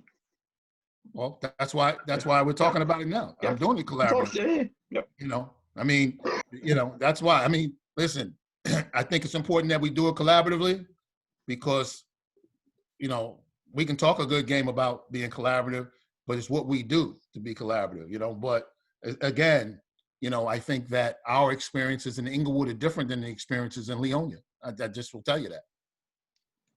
I wasn't suggesting. No, I'm just saying, anything Catherine, I'm like just saying, that. you know what I'm just saying? I'm just saying that in general. That's all. I'm just saying. Yeah, Our that was the one that we were sent. That's why I referenced it. And I reacted the same way you did. But, you know, it's the one we got. Presumably there are others. Yeah. I mean, I think we can muster up something that's going to be pretty good. That's what I think. So, and I think everybody's got everybody's got some feelings about it, and I think they should have an opportunity to weigh in. That's what I believe. So, let's get started. Yes. The next council meeting is scheduled for June 23rd. Okay. I want to have this done by, you know, early next week. So if we got to send it especially to the council members, especially, we'll have it done. So everybody has an opportunity to have a lot of days in between. Today's the 9th, right? Yeah. So the 23rd, you know, hopefully you'll have 5 days at a minimum to go through whatever you need to do. Is that fair? Is that fair? 5 days is enough? 5 business days? Sure. Is there any existing language that we're looking at that we should be considering at this point, or not, or nothing? There's nothing yet on paper. I don't know, Mike. I can't tell you that. I'm gonna write from my feelings, how I feel. That's what I'll tell you. That's the only thing I can tell you. My feelings, what my experience is, and I don't want other people to have that experience or those experiences or feel that way. So, you know, I can't tell you what somebody else. I think this is one of these things that you got to just think about how you feel in this world to do that based on the parameters, you know, or these kids are living together, you know, how we feel about this world and what we've recently experienced in the last 14 days and what we're experiencing every day. So, you know, something that absolutely. No, absolutely. The only question I was asking was, do we have just from a practical side, do we have a working document? I don't. If you're asking me, I don't have anything specific right now. Okay. That's all I think if you go to Aisha, what's her name? Aisha Presley. Aisha Presley, Congresswoman Presley from Massachusetts. She put something out. That's pretty good, a pretty good read on her website about that. The CBC also put something out, and so did Sheila Jackson Lee and a number of others. There's a lot out there that we should be collating very quickly and seeing what worked and what makes sense.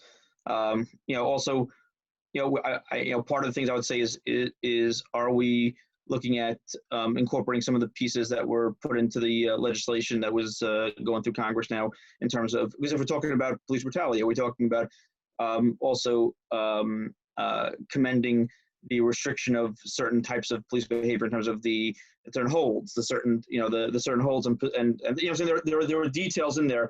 I'm, you know, I'm saying we should see how detailed. Yeah, I mean, we could. You know what I'm saying? We can. You can. You know, that's what I'm saying to you. You know, that's why I want to have that we wanted to have this conversation tonight, so it would start that thinking of what do we believe is appropriate, and everybody could do their own individual research and we come together, we put this document together, and I'm sure that we will tackle and cover some of those areas that you just mentioned. Oh. Yep. So, in this environment, you just, go for it. That's what I would tell you. Go for it. Cheryl, were you saying something? No, it's me, Mr. Cobb. Can you hear me? Yep.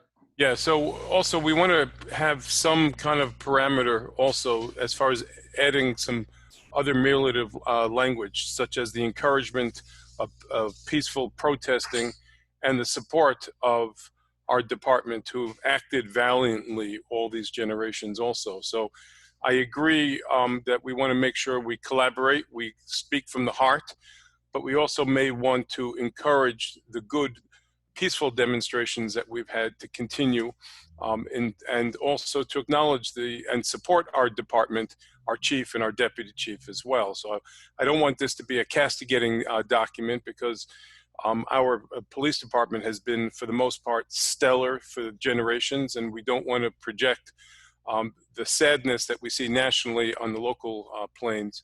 So yes, I also would like to sign off on this resolution. As mayor, I don't have the authority to vote on a resolution, but if it's a ceremonial one, I'd like my name to appear on it and get a copy also, Yancy.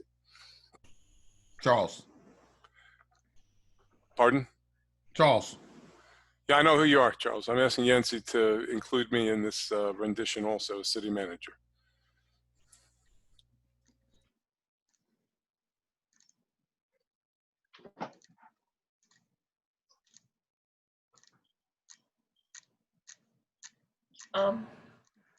But I don't think we're castigating. We wouldn't castigate our police department, which good. I don't think that's the exercise. I'm sure Chief Suffren is on and he knows that's not the exercise.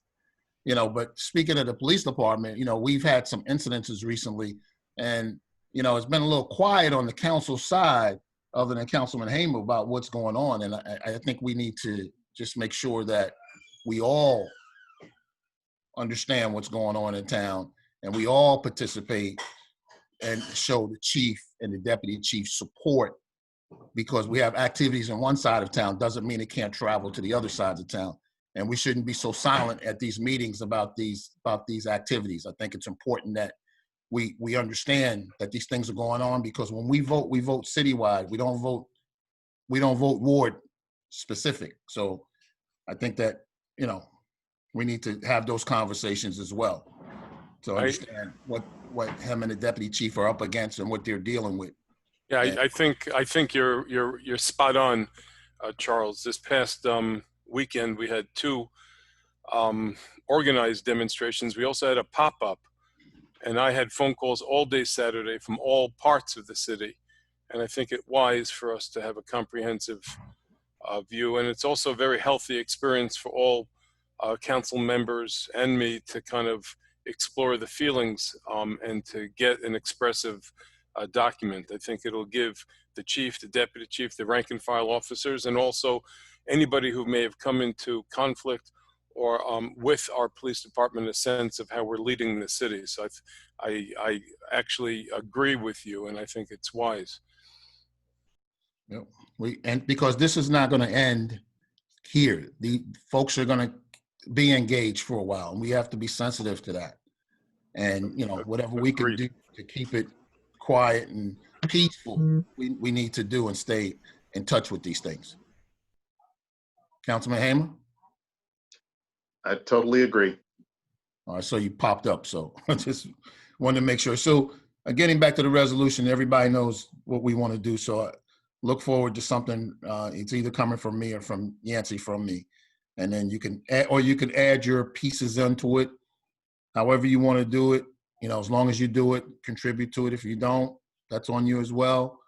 But we need to put something out, something that's, solid, concrete, got some bite, some teeth to it, that people can show that we, what we think and what we feel as the governing body. All right. Or no ordinance for discussions. Items for discussion. City physician. I asked Yancy to look up that for us, or for me, And we have a code that says we can have a city physician. And my thought was, this is really to help our health department that we have, because we do have some underserved folks, and maybe some of the services that they can't get that this doctor or this physician could provide. But we should always have that type of resource to help the health department out. So I thought it was wise that we have that conversation. And again, I'm looking for input for all the council members and the mayor. Do you agree? Do you don't agree? Whatever. Let's talk about that. Council President? Yes, sir. I totally agree, but I think this provides a teachable moment too. We go through all of our meetings, and this is a good opportunity to start informing the public of how city government is structured, and it provides an opportunity to explain the things the health department does and the director, and it also provides an opportunity for us to help everyone, every resident, understand what the city physician would be responsible for. And everything we do along this line will help to better inform the public of the different roles. So this would be this should be a teachable moment. Yep, I agree. I think it's important, right? We've had two major incidents. We've had a pandemic, and we've had racial injustice, right? We talk about putting together a resolution to address one, and the physician will help us address the pandemic and any other kind of health issues that we have. So we are attempting from with our responsibilities to try to beef up or enhance or to address some of these issues. So the public definitely needs to know that what we're doing, we're not sitting on our hands.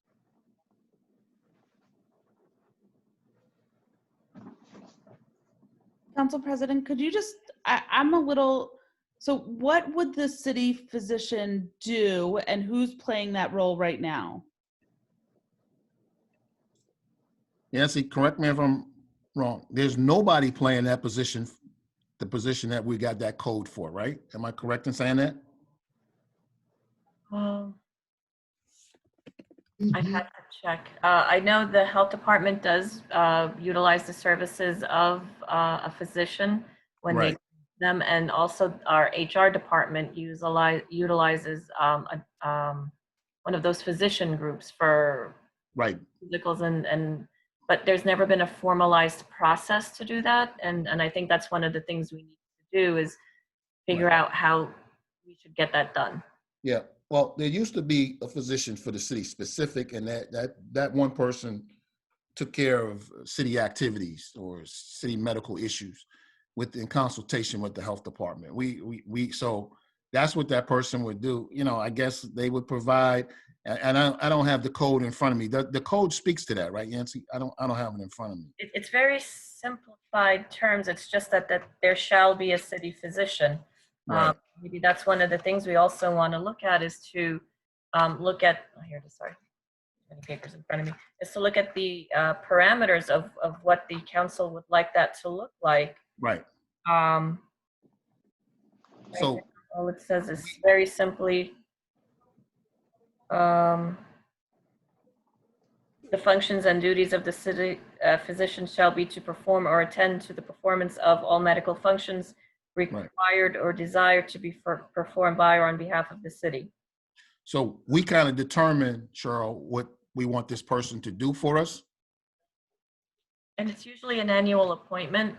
That's already in the code. But like I said, this is something that hasn't been done for a while. The departments are using physicians, but not an official city physician. Right. So what we would probably have to do, one of the things is have a meeting with Jim Federico and say, what are the things, how could this person help you? And, so we need to do a little bit of work on this and come back to the governing body. But I think that it was important enough to start this conversation based on the environment, based on the things that we saw, You know, and this person, just think about if we had a physician on staff right now that could have helped us with the pandemic with, you know, maybe testing, maybe evaluating our employees when they got sick on, you know, when they were tested positive. He or she could have helped us with a lot of that stuff and educated us. And so, you know, it protects our employees, but we could also use that person to help out those who don't have resources throughout the city. So it would be, I think it's would be a tremendous investment on the city's part to have that resource available to us. Is this a salaried position? And if so, what do No, we? it's well, yeah, you'd probably have to pay them. I'd have to look into that. right. But they're annually, that's an annual. You would approve that every year, whether we keep that person or not. You know, so that's just a yearly thing. So, and we would have to, I guess, whatever the rate is, we would set, the council would vote on it. So, I mean, there's some work to do and there's some questions that we got to answer for you. So we will have some answers the next time we meet. And what does the liability insurance look like for that kind of person? That's what I'm concerned about, because I would think a city position would carry a lot of liability. So I'd want to know from our insurance company their thoughts on that also. Okay. Charles, if I may, one of the things that brought this conversation up, Cheryl, in the course of our daily phone calls in the last 2-3 months were the 3 assisted living facilities we had at the Bristol, the Englewood, and the Actors Fund. We're having not just a health department and a health director, but having a city physician to kind of run some of the statistics and some of the judgment through has value. And there are 3 or 4 doctors in town already, like Ron Strobel and others, that have been very thoughtful about actually testing our residents at reduced rates and our municipal workers. So it may be that there is a benefit to them being cited as a physician, and then their own personal malpractice would cover it. But that's something I presume that Levi and Bill would have to look at, right? See what the cost and the exposure to the city would be.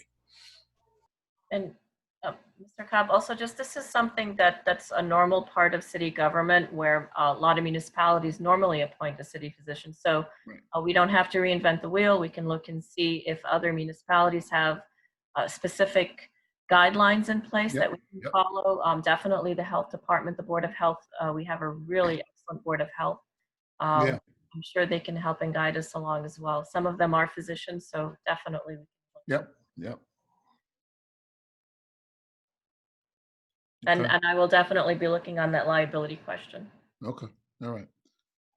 Anybody else have any more questions about this one, the city physician? If not, we'll move on to the next bullet, which is the weight restriction for trucks on Pleasant Avenue.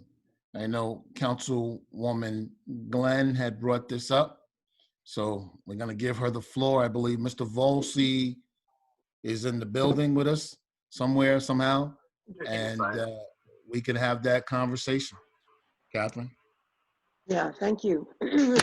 So as many of you probably know, Pleasant Avenue is a very narrow, super residential street that before the renovation at the Actors Home had very little traffic. Post renovation, and we won't even speak about what went on during the renovation, but post renovation, deliveries and other activities are all made via Pleasant and not on West Hudson, which is the busier street. Then the residents have really put up with a lot and have asked about delivery trucks speeding down there and a lot of other unfortunate driver activities that really affect their quality of life. So one of the possible remedies we were looking at was to have a weight restriction that would at least limit the size of the trucks that could make deliveries. And Franz, maybe you could speak to how we use that in the city as an effective tool. And I also think Chief Suffren, I think he's still on, isn't he? Yes, he is. Okay, and I think he could speak to the weight as well. But Franz, the floor is yours. And how's everyone doing? Can everyone hear me? Hey, Franz, yep. Yep. In terms of weight restriction, there's a couple of criteria that are used for weight restriction. I mean, the most important one is the structural integrity of the road itself. to make sure you can sustain a particular weighted vehicle. And obviously there's the wear and tear and congestion always plays a part. In terms of the activities that are happening at the actors' home now, I can't speak to them in terms of what exactly is happening, or the increase in delivery trucks, et cetera. I'm not aware of that. That is something that we may have to look into. Maybe I'll speak with the building department and see exactly what's going on there. But during construction, when the actors' home was actually getting constructed and renovated, it was partly understandable. We actually held up the paving of Pleasant Avenue because of the construction work that was taking place there. Now that it's paved, there should be substantially less vehicles going through that road to access the actors' farm. I mean, delivery trucks are one thing, but there's a constant barrage of trucks and heavy vehicles that are going through that street. I don't think a weight restriction is going to help. And the reason why I'm saying that is a number of things. At one point, there was a 4-ton restriction that was, being argued. That's extremely light. I mean, the average car weighs 2 tons or more. So 4 ton is extremely light. If you put a 4-ton restriction, you're gonna stop every FedEx, truck, et cetera, from being able to access that, that roadway. So, you're talking about a garbage truck has to go down there. So you're already talking about 20, 25 tons. And I don't know what size vehicles that are actually going up and down that roadway, but if the residents are saying that they're speeding, then I can't imagine they're particularly heavy. They may be noisy, et cetera. That may be something that we may need to look at. But again, I think we may have to go out there and just sort of take a look at what exactly is happening there before taking any sorts of measure. I don't know if it's an enforcement issue. I don't know if they're doing something that they're not supposed to do. That's all something that we need to look at before deciding what needs to happen there. But in terms of yes, go ahead. I'm sorry, I didn't mean to interrupt. If what you're saying about the 4 tons is true, what about all the streets that have the 4 tons limit on them now? I mean, is it, because there are quite a few streets on that list you provided. So they must have FedEx and garbage trucks and so. They may, but it's again, it's if the structural integrity of the road is a question that we need to look at. It. In this case, it isn't, because I know Pleasant Avenue. I am more concerned. I think this may be something to do with the activity that's taking place at the actor's home, more so than the weight restriction. If it's just delivery trucks that are, for some reason, they've grown and in their deliveries, etc., that may be something that can work out with the actor's home, where they go through Hudson Avenue instead of going through Pleasant. Again, I don't know if the weight restriction is gonna affect it as much as us finding out exactly what's going on there. Now, I'm not throwing it out the window as if it's not something that that can't be brought on or considered, but I think a closer look has to be taken in terms of what exactly is causing the problem there before an action plan be put into place. Well, I do want to hear from Chief Suffren, but I would just suggest that from what the residents report to me, the trucks are very noisy, they're speeding, and also they make deliveries as early as 6 in the morning. So there's a real issue for the residents who live there with, and you know the street as well as anyone. It's a very, it's one of our smaller streets. So it's accommodating a level of activity that, you know, it was never planned for. The studio is very small. It's quaint. It's residential, and the fact that deliveries are being done at such an early in the early hours, it speaks to more of an operational issue that we may need to take a look at. But again, I will get in touch with the building department, try and get a sense of exactly what's going on there, and see what we can do to address the problem. Okay, that would be great. Any suggestions? Because we haven't had much luck controlling the speeding. And maybe the chief has insights on that he could share with us. Certainly, and as you're well aware, because you've worked with the deputy chief with this problem in the earlier stages of the construction, we have worked with the management of the Actors Fund home to work on scheduling their deliveries where it wasn't going to be impacted to the neighborhood. And if that's changed, then obviously we can have that conversation again to reiterate that they have to fall within the ordinance requirements of the deliveries. We've also had our data recorder that we have put out in that area to compile data on what the actual speeds are. And we didn't find anything that was overly concerning. There were an occasional speeding vehicle, but most of the vehicles, based on the data that was collected, appeared to be within an acceptable speed range. Now, again, a heavier vehicle obviously makes noise. It sounds like it's moving a lot faster than it is, and sometimes that is the appearance that some people get when hearing the sound of a vehicle and it's moving, a heavy vehicle at that, moving. But we have no problem redeploying our data recorder out there to try and see if there has been a change in the speed of the vehicles out there. But at the last time we had a detail set up to observe the traffic flow in there, it was well within the acceptable speed limits.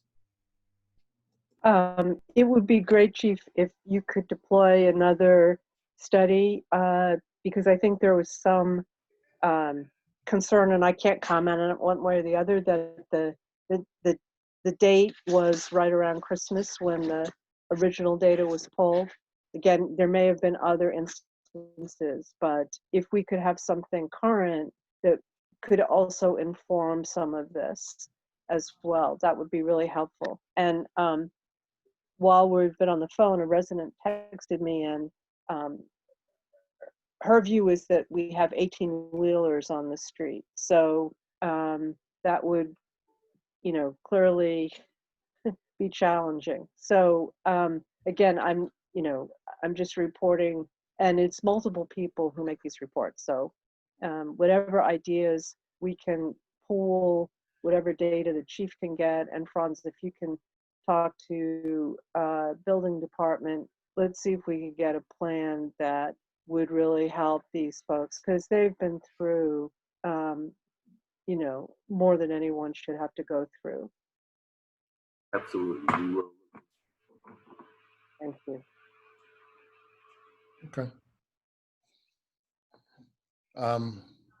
Nancy, we're gonna go to the public session now. They got 2 minutes to speak. Name, address. Sorry, just pulling out my clock. First on here, just for the public, again, at the bottom of your screen, to raise your hand, go to the reactions and click on raise hand, and then you'll be in queue and we'll call on you when you do that. First here is Mr. Ricardo Wilby. Rick, you have to unmute yourself. Ricky? You have to unmute yourself.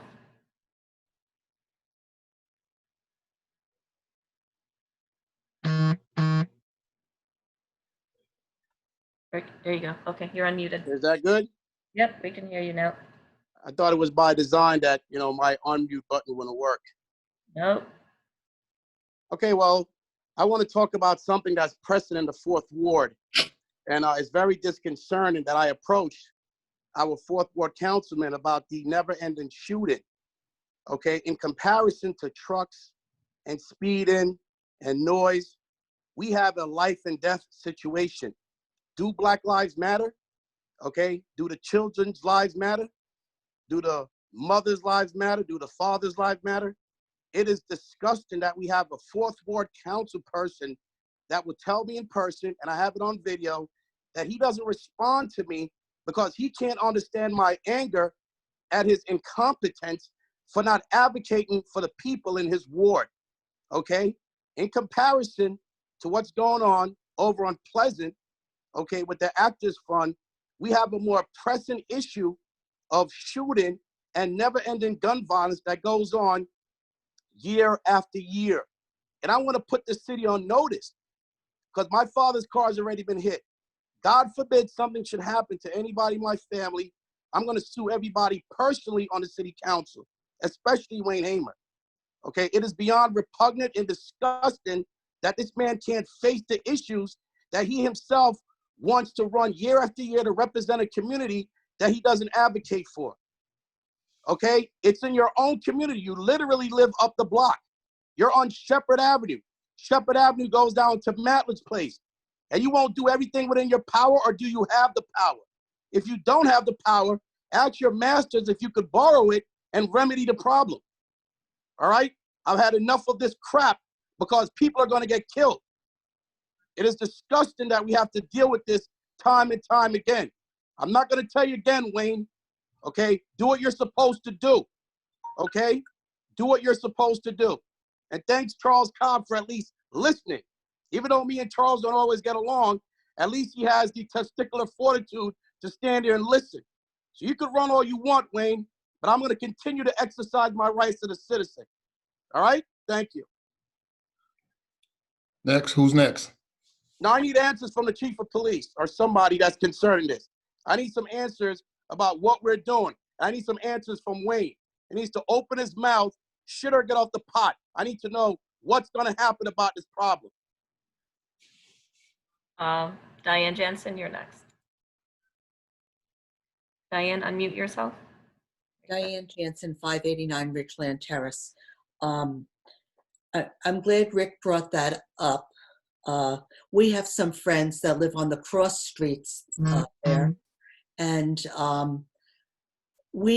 to go to visit them, or drop food off or whatever we're doing, we go through Teaneck to come the back way.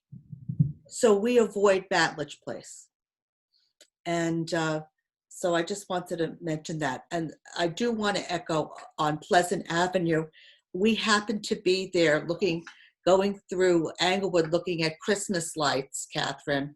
And we did see, I don't know that it was an 18-wheeler, but it had a lot of wheels and it was very long. We didn't understand how it was going to back out. The street is so narrow. It was unbelievable. So we would just like to echo our support for both those items. Thank you. Thank you. Next. Sorry. Next is someone named Joshua. There's two Joshuas on here, I believe, so it's just the Joshua by himself. Joshua, go ahead and unmute yourself. Hi, can you hear me? Yep. Yes, so my name is Joshua Good. I live on 75 Sterling Boulevard. That's in Ward 2, I believe. So I and other community members I'm speaking for thank the mayor and the city for navigating through the virus, as well as the police department.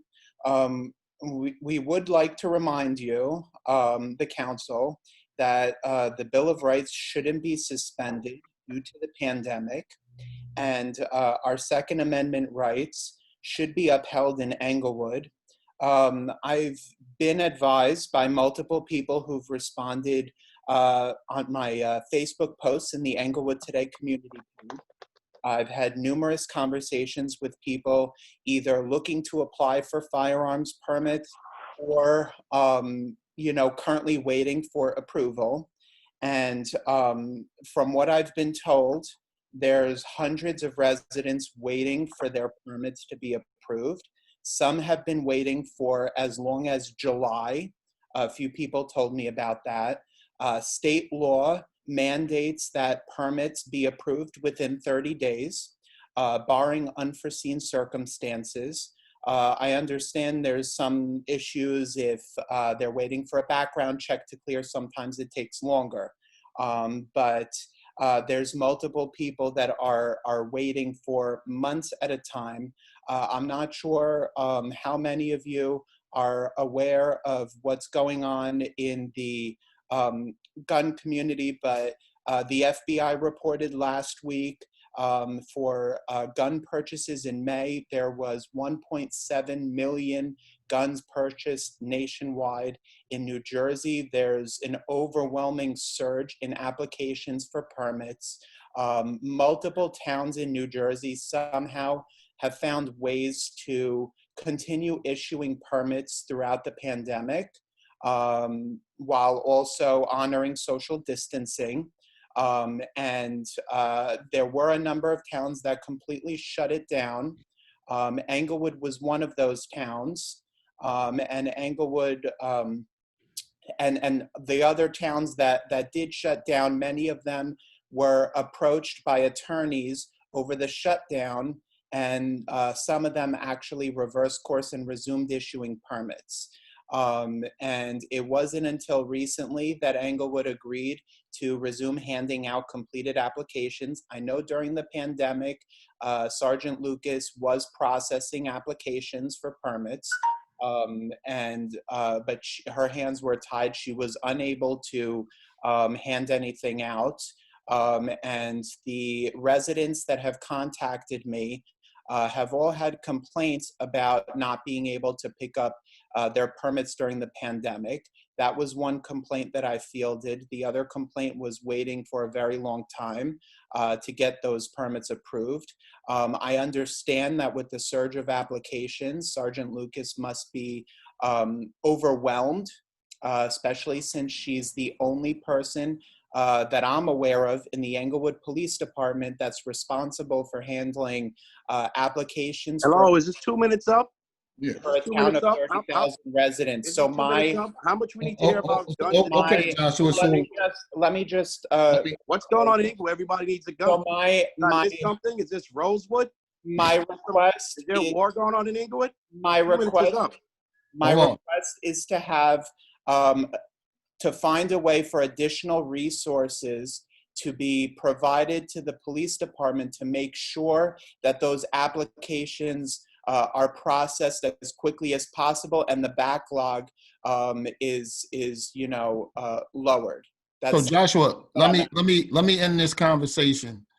But before I end it, are you complaining that you put an application in and you didn't get yours yet? Is that what you're saying? I did put in an application. Yes, I did put in an application a couple of weeks ago. And I'm speaking on behalf of multiple residents, not just myself.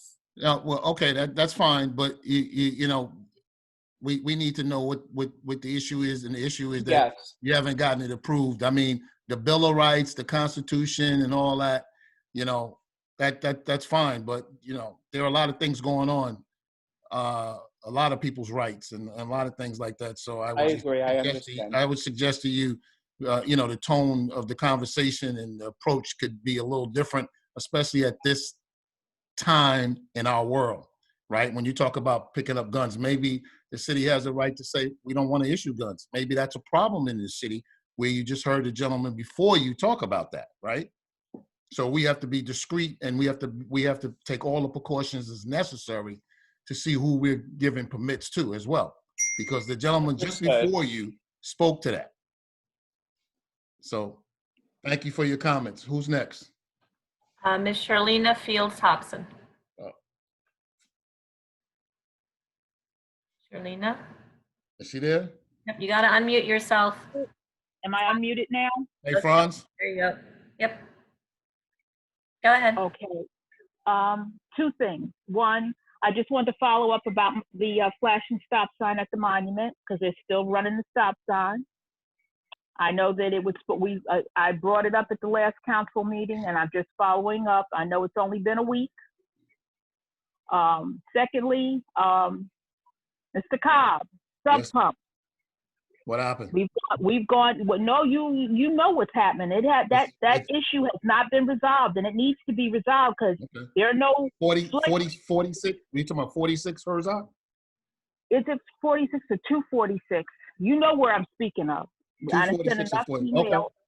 Okay. All right. It needs to be addressed, and it needs to be addressed this year. We're past the winter. Okay. We've now gotten over the hump of the pandemic, and that water is still pumping out of the side of that house. I'm going to be real blunt about that. Mr. Volsi, are you still on?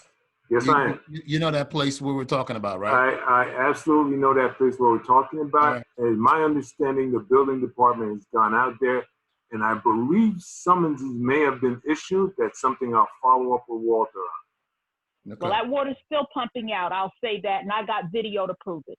I don't want to make enemies of my neighbors. So if that water comes on this side, because we don't have a sub pump. My parents have lived here for 60 years. I should say my mother's passed, but there's no floodgates over here. Okay. And it's not running on you folks' property, but it is running over here. Okay. And it's already flooded the neighbor's basement twice. Not once, twice. Okay. I'll rest my case and I'll get off my soapbox. Okay, thank you. Thank you. Next. Mr. Cobb, Ms. Lisa Wasotsky had her hand up and I accidentally lowered it for her. I don't know if she'd like to speak still. That's fine. Yes, I'm on, Yancy. Okay, thank you, Lisa. Could you hear me? Yes. Okay. I want to speak about the recreational activities. As you all know, Governor Murphy several weeks ago allowed for opening up of private tennis courts. And last week, Mr. Tedesco in the county opened up their tennis courts. Additionally, at the end of May, Governor Murphy said that non-contact outdoor organized sports can begin on June 22nd, and that includes baseball, softball, and soccer.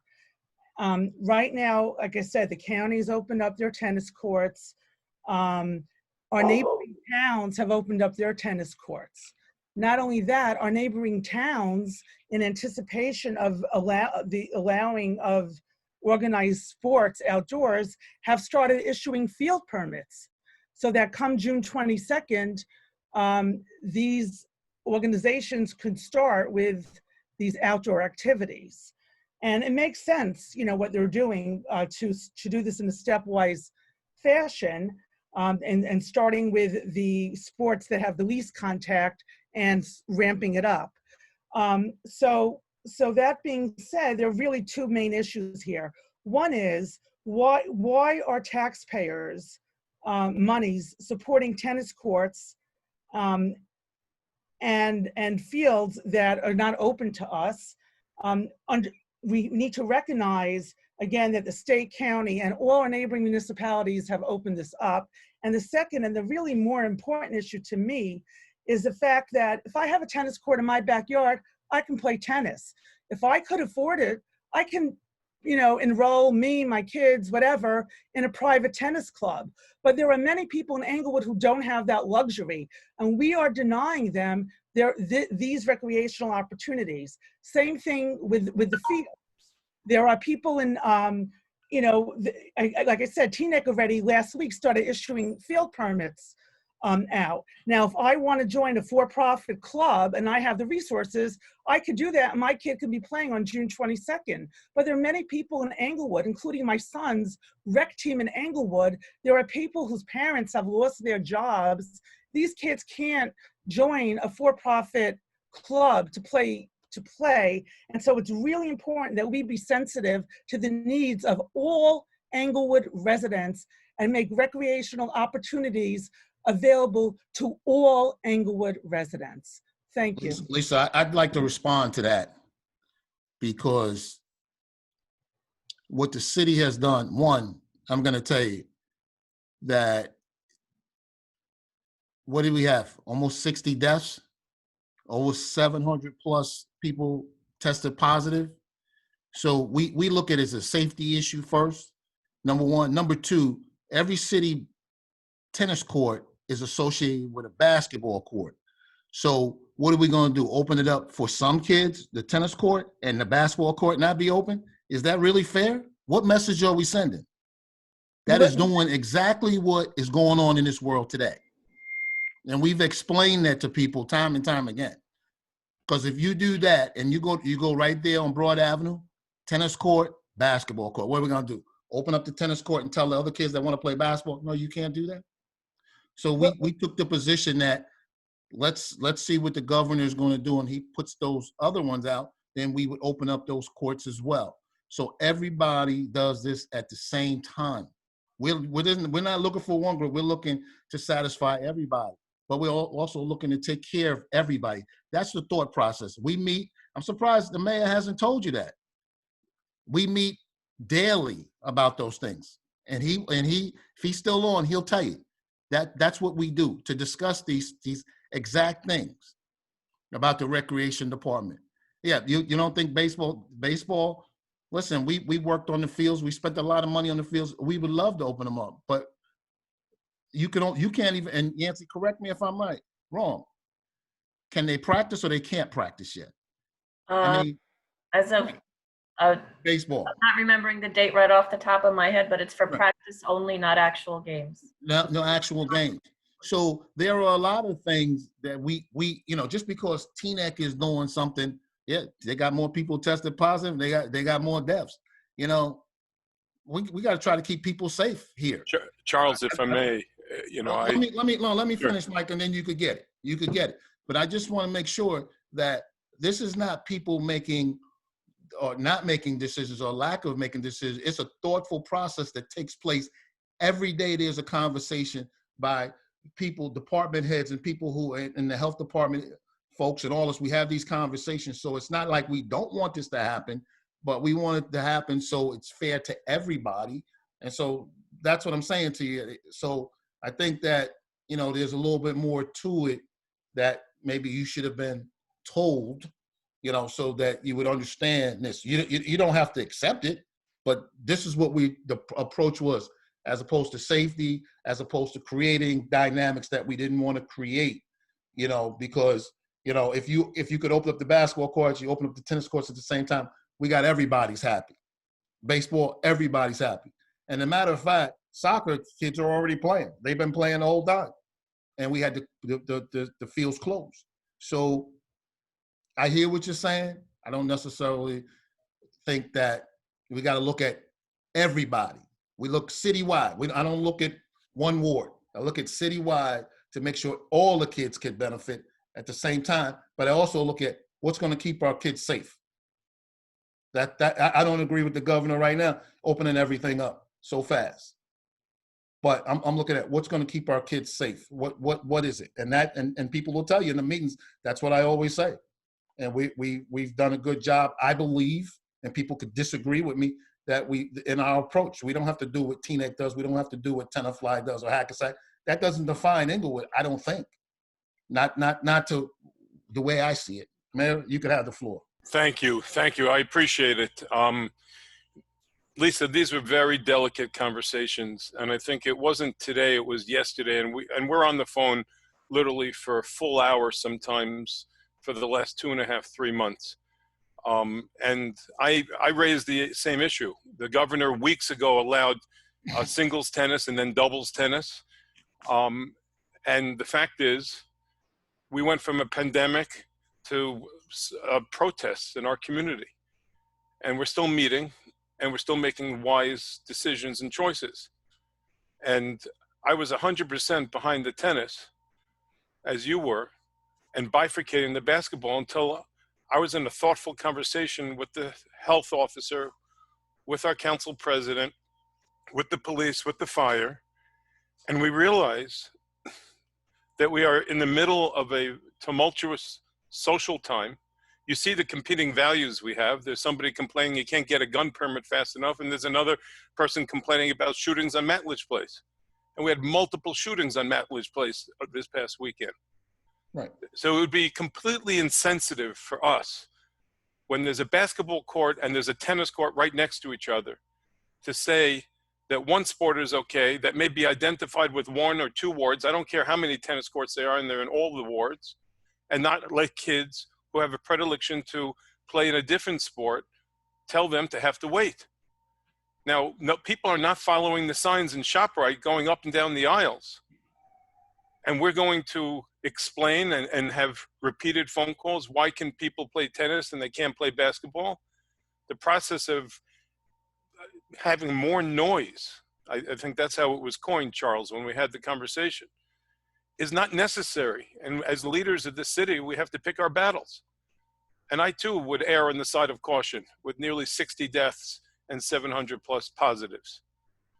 And if people want to play tennis, they'll have to make other accommodations in the private places in order to play tennis until we're feeling comfortable about people doing things. Now take it to the next step. We had exhaustive conversations today about the day camp and the pools. And while the governor's allowing certain things and restricting certain toys, we're saying to ourselves, are we really going to have 10 kids all of a sudden exposed to one another, and then they're going to bring it home? The parents can't go to work, the grandparents could die. No, these are very delicate items, and where I disagree, I listen a lot more in these calls and I come to terms, and I'm happy to have these conversations with you, Lisa. And I think if we are more cautious, and we have been more cautious, the county, the state opened up their parks, we took a few more weeks. We didn't want to open it without bathroom accommodations, without masks. The protests came. We had to make sure there was water, that there were masks, and that everybody had the privilege of their health. So if you take the confluence of everything that's going on nationwide, and I see these competing interests, I get phone calls the evenings that the bullets are going, and then I get phone calls on the weekdays on the gun permits. All of these things are very important, and we're trying to move things, but health, health, health, that's the priority. Thank you.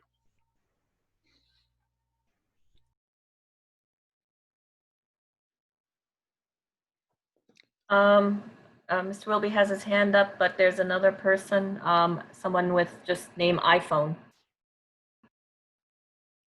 You want to let the iPhone go? Yep. Because they haven't spoken yet. I don't know who iPhone is, but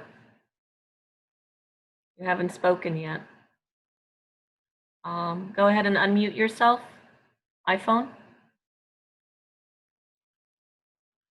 Who's iPhone? That's the only name on here. They didn't unmute themselves? No, they're not unmuting themselves. Okay, they're unmuted now. iPhone? Okay. I don't know who that is. You're unmuted. You can go ahead and speak.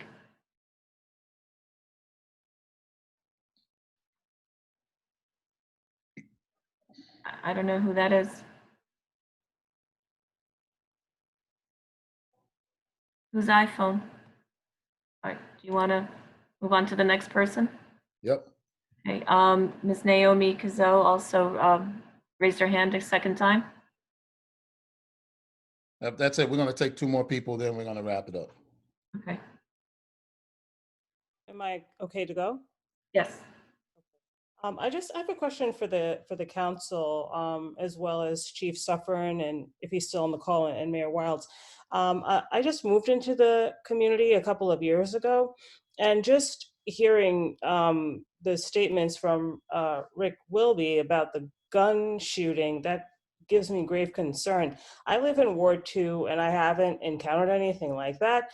But just wondering, like, what steps are being taken to address those safety concerns, and you know, where do you see that going? Do you think that there are plans in place that might be effective? I'm worried about safety. Well, let me just say this, and the chief can comment, and anybody else who wants to. There is a response, or responses are going to be taken, or being taken. So to the detail, obviously, we're not going to give you that. We can't tell you that. So it's being addressed. That's all I can tell you. We take that very seriously. That's why if you listen to my response to that gentleman who was talking about a gun permit, You know, if we got people running around here shooting, then maybe we shouldn't issue any gun permits until we can figure this out. You know what I mean? So that, because that's just adding to more people to that. You know, safety, public safety is the most important thing we have, whether it's health or whether it's, you know, from each other. So, I mean, I believe that, you know, I know that we're doing some things, and Chief Suffering, if he wants to add to it, the floor is his. No, you're absolutely right, Mr. Cobb. We I obviously have been Can't working speak on the details. Right, we can't speak on the details, but we've been working on some, you know, some proactive Right. plans to put in place to hopefully combat some of the issues that are going on. So again, we have some resources that we're looking to deploy in addition to some additional personnel that we'll be looking to put in the area to try and mitigate some of the issues that we've been having in those areas.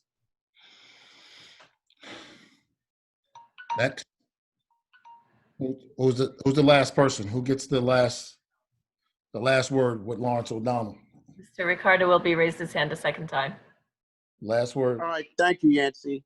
Yep. In closing, I want to talk about what's going on all over the world. And as I hear people complaining about guns, you know, like we're under some kind of a siege, okay? I could think back to Trayvon Martin. I think that this city needs to come to terms with his hypocrisy, like America is coming to terms with her hypocrisy, with racism, and how people look at Black people. And any other community that suffered what the Black community suffered would be on top of the pile of hatred. But there's competing factions, like we have competing factions for tennis courts versus basketball courts. But we own that #1 position of indifference and hatred all over the globe. And I could really compel this council to put something in place. I've been to many NAACP meetings and many school board meetings, and they talk about Amistad. Slavery needs to be taught in our schools, the complete history, from the Eastern Hemisphere to the Western Hemisphere. We need to know who the actors were. We need to know who funded it, who financed it, who ensured it, who benefited from it the most. All parties must be identified. And here in Englewood, we should proclaim Black Lives Matter Month to where people that have racist tendencies can deal with their issues. It is very important. But all that's going on in the world and watching the TV today and the funeral of the good brother George Floyd, I can't believe that some people can't get guns out of their mind. It is unconscionable that people are talking about guns and tennis at a time like this. I can't get it. I live a block away from where kids are ducking bullets. I see people like Breonna Taylor and Ahmaud Arbery that can't even go jogging into a white neighborhood without getting his chest blown open, and all these people could talk about is tennis and acquiring more weapons. Why don't you acquire more knowledge to where you could be sensitive to people that live around you? Englewood loves to talk about how they love diversity, but they don't practice the love of diversity. All right? Thank you for letting me speak. People need to end their hypocrisy and come to terms with America's first sin. Yep. Thank you. Thank you. Thank you. Thanks, man. We don't have, we're going to close the public session, and Nancy, we don't have anything for closed session? No. Okay, we're going to motion to adjourn. So moved. I second it. All in favor? Aye. Aye. We are stand adjourned. Thank you, everyone. Thank you. Have a good night. There's no close, right? No, no close. No close. Thank you. We are adjourned. Night, everyone. Good night, everybody. Good Be night, well. everyone. Good night. Night. Good night. Bye, Diane.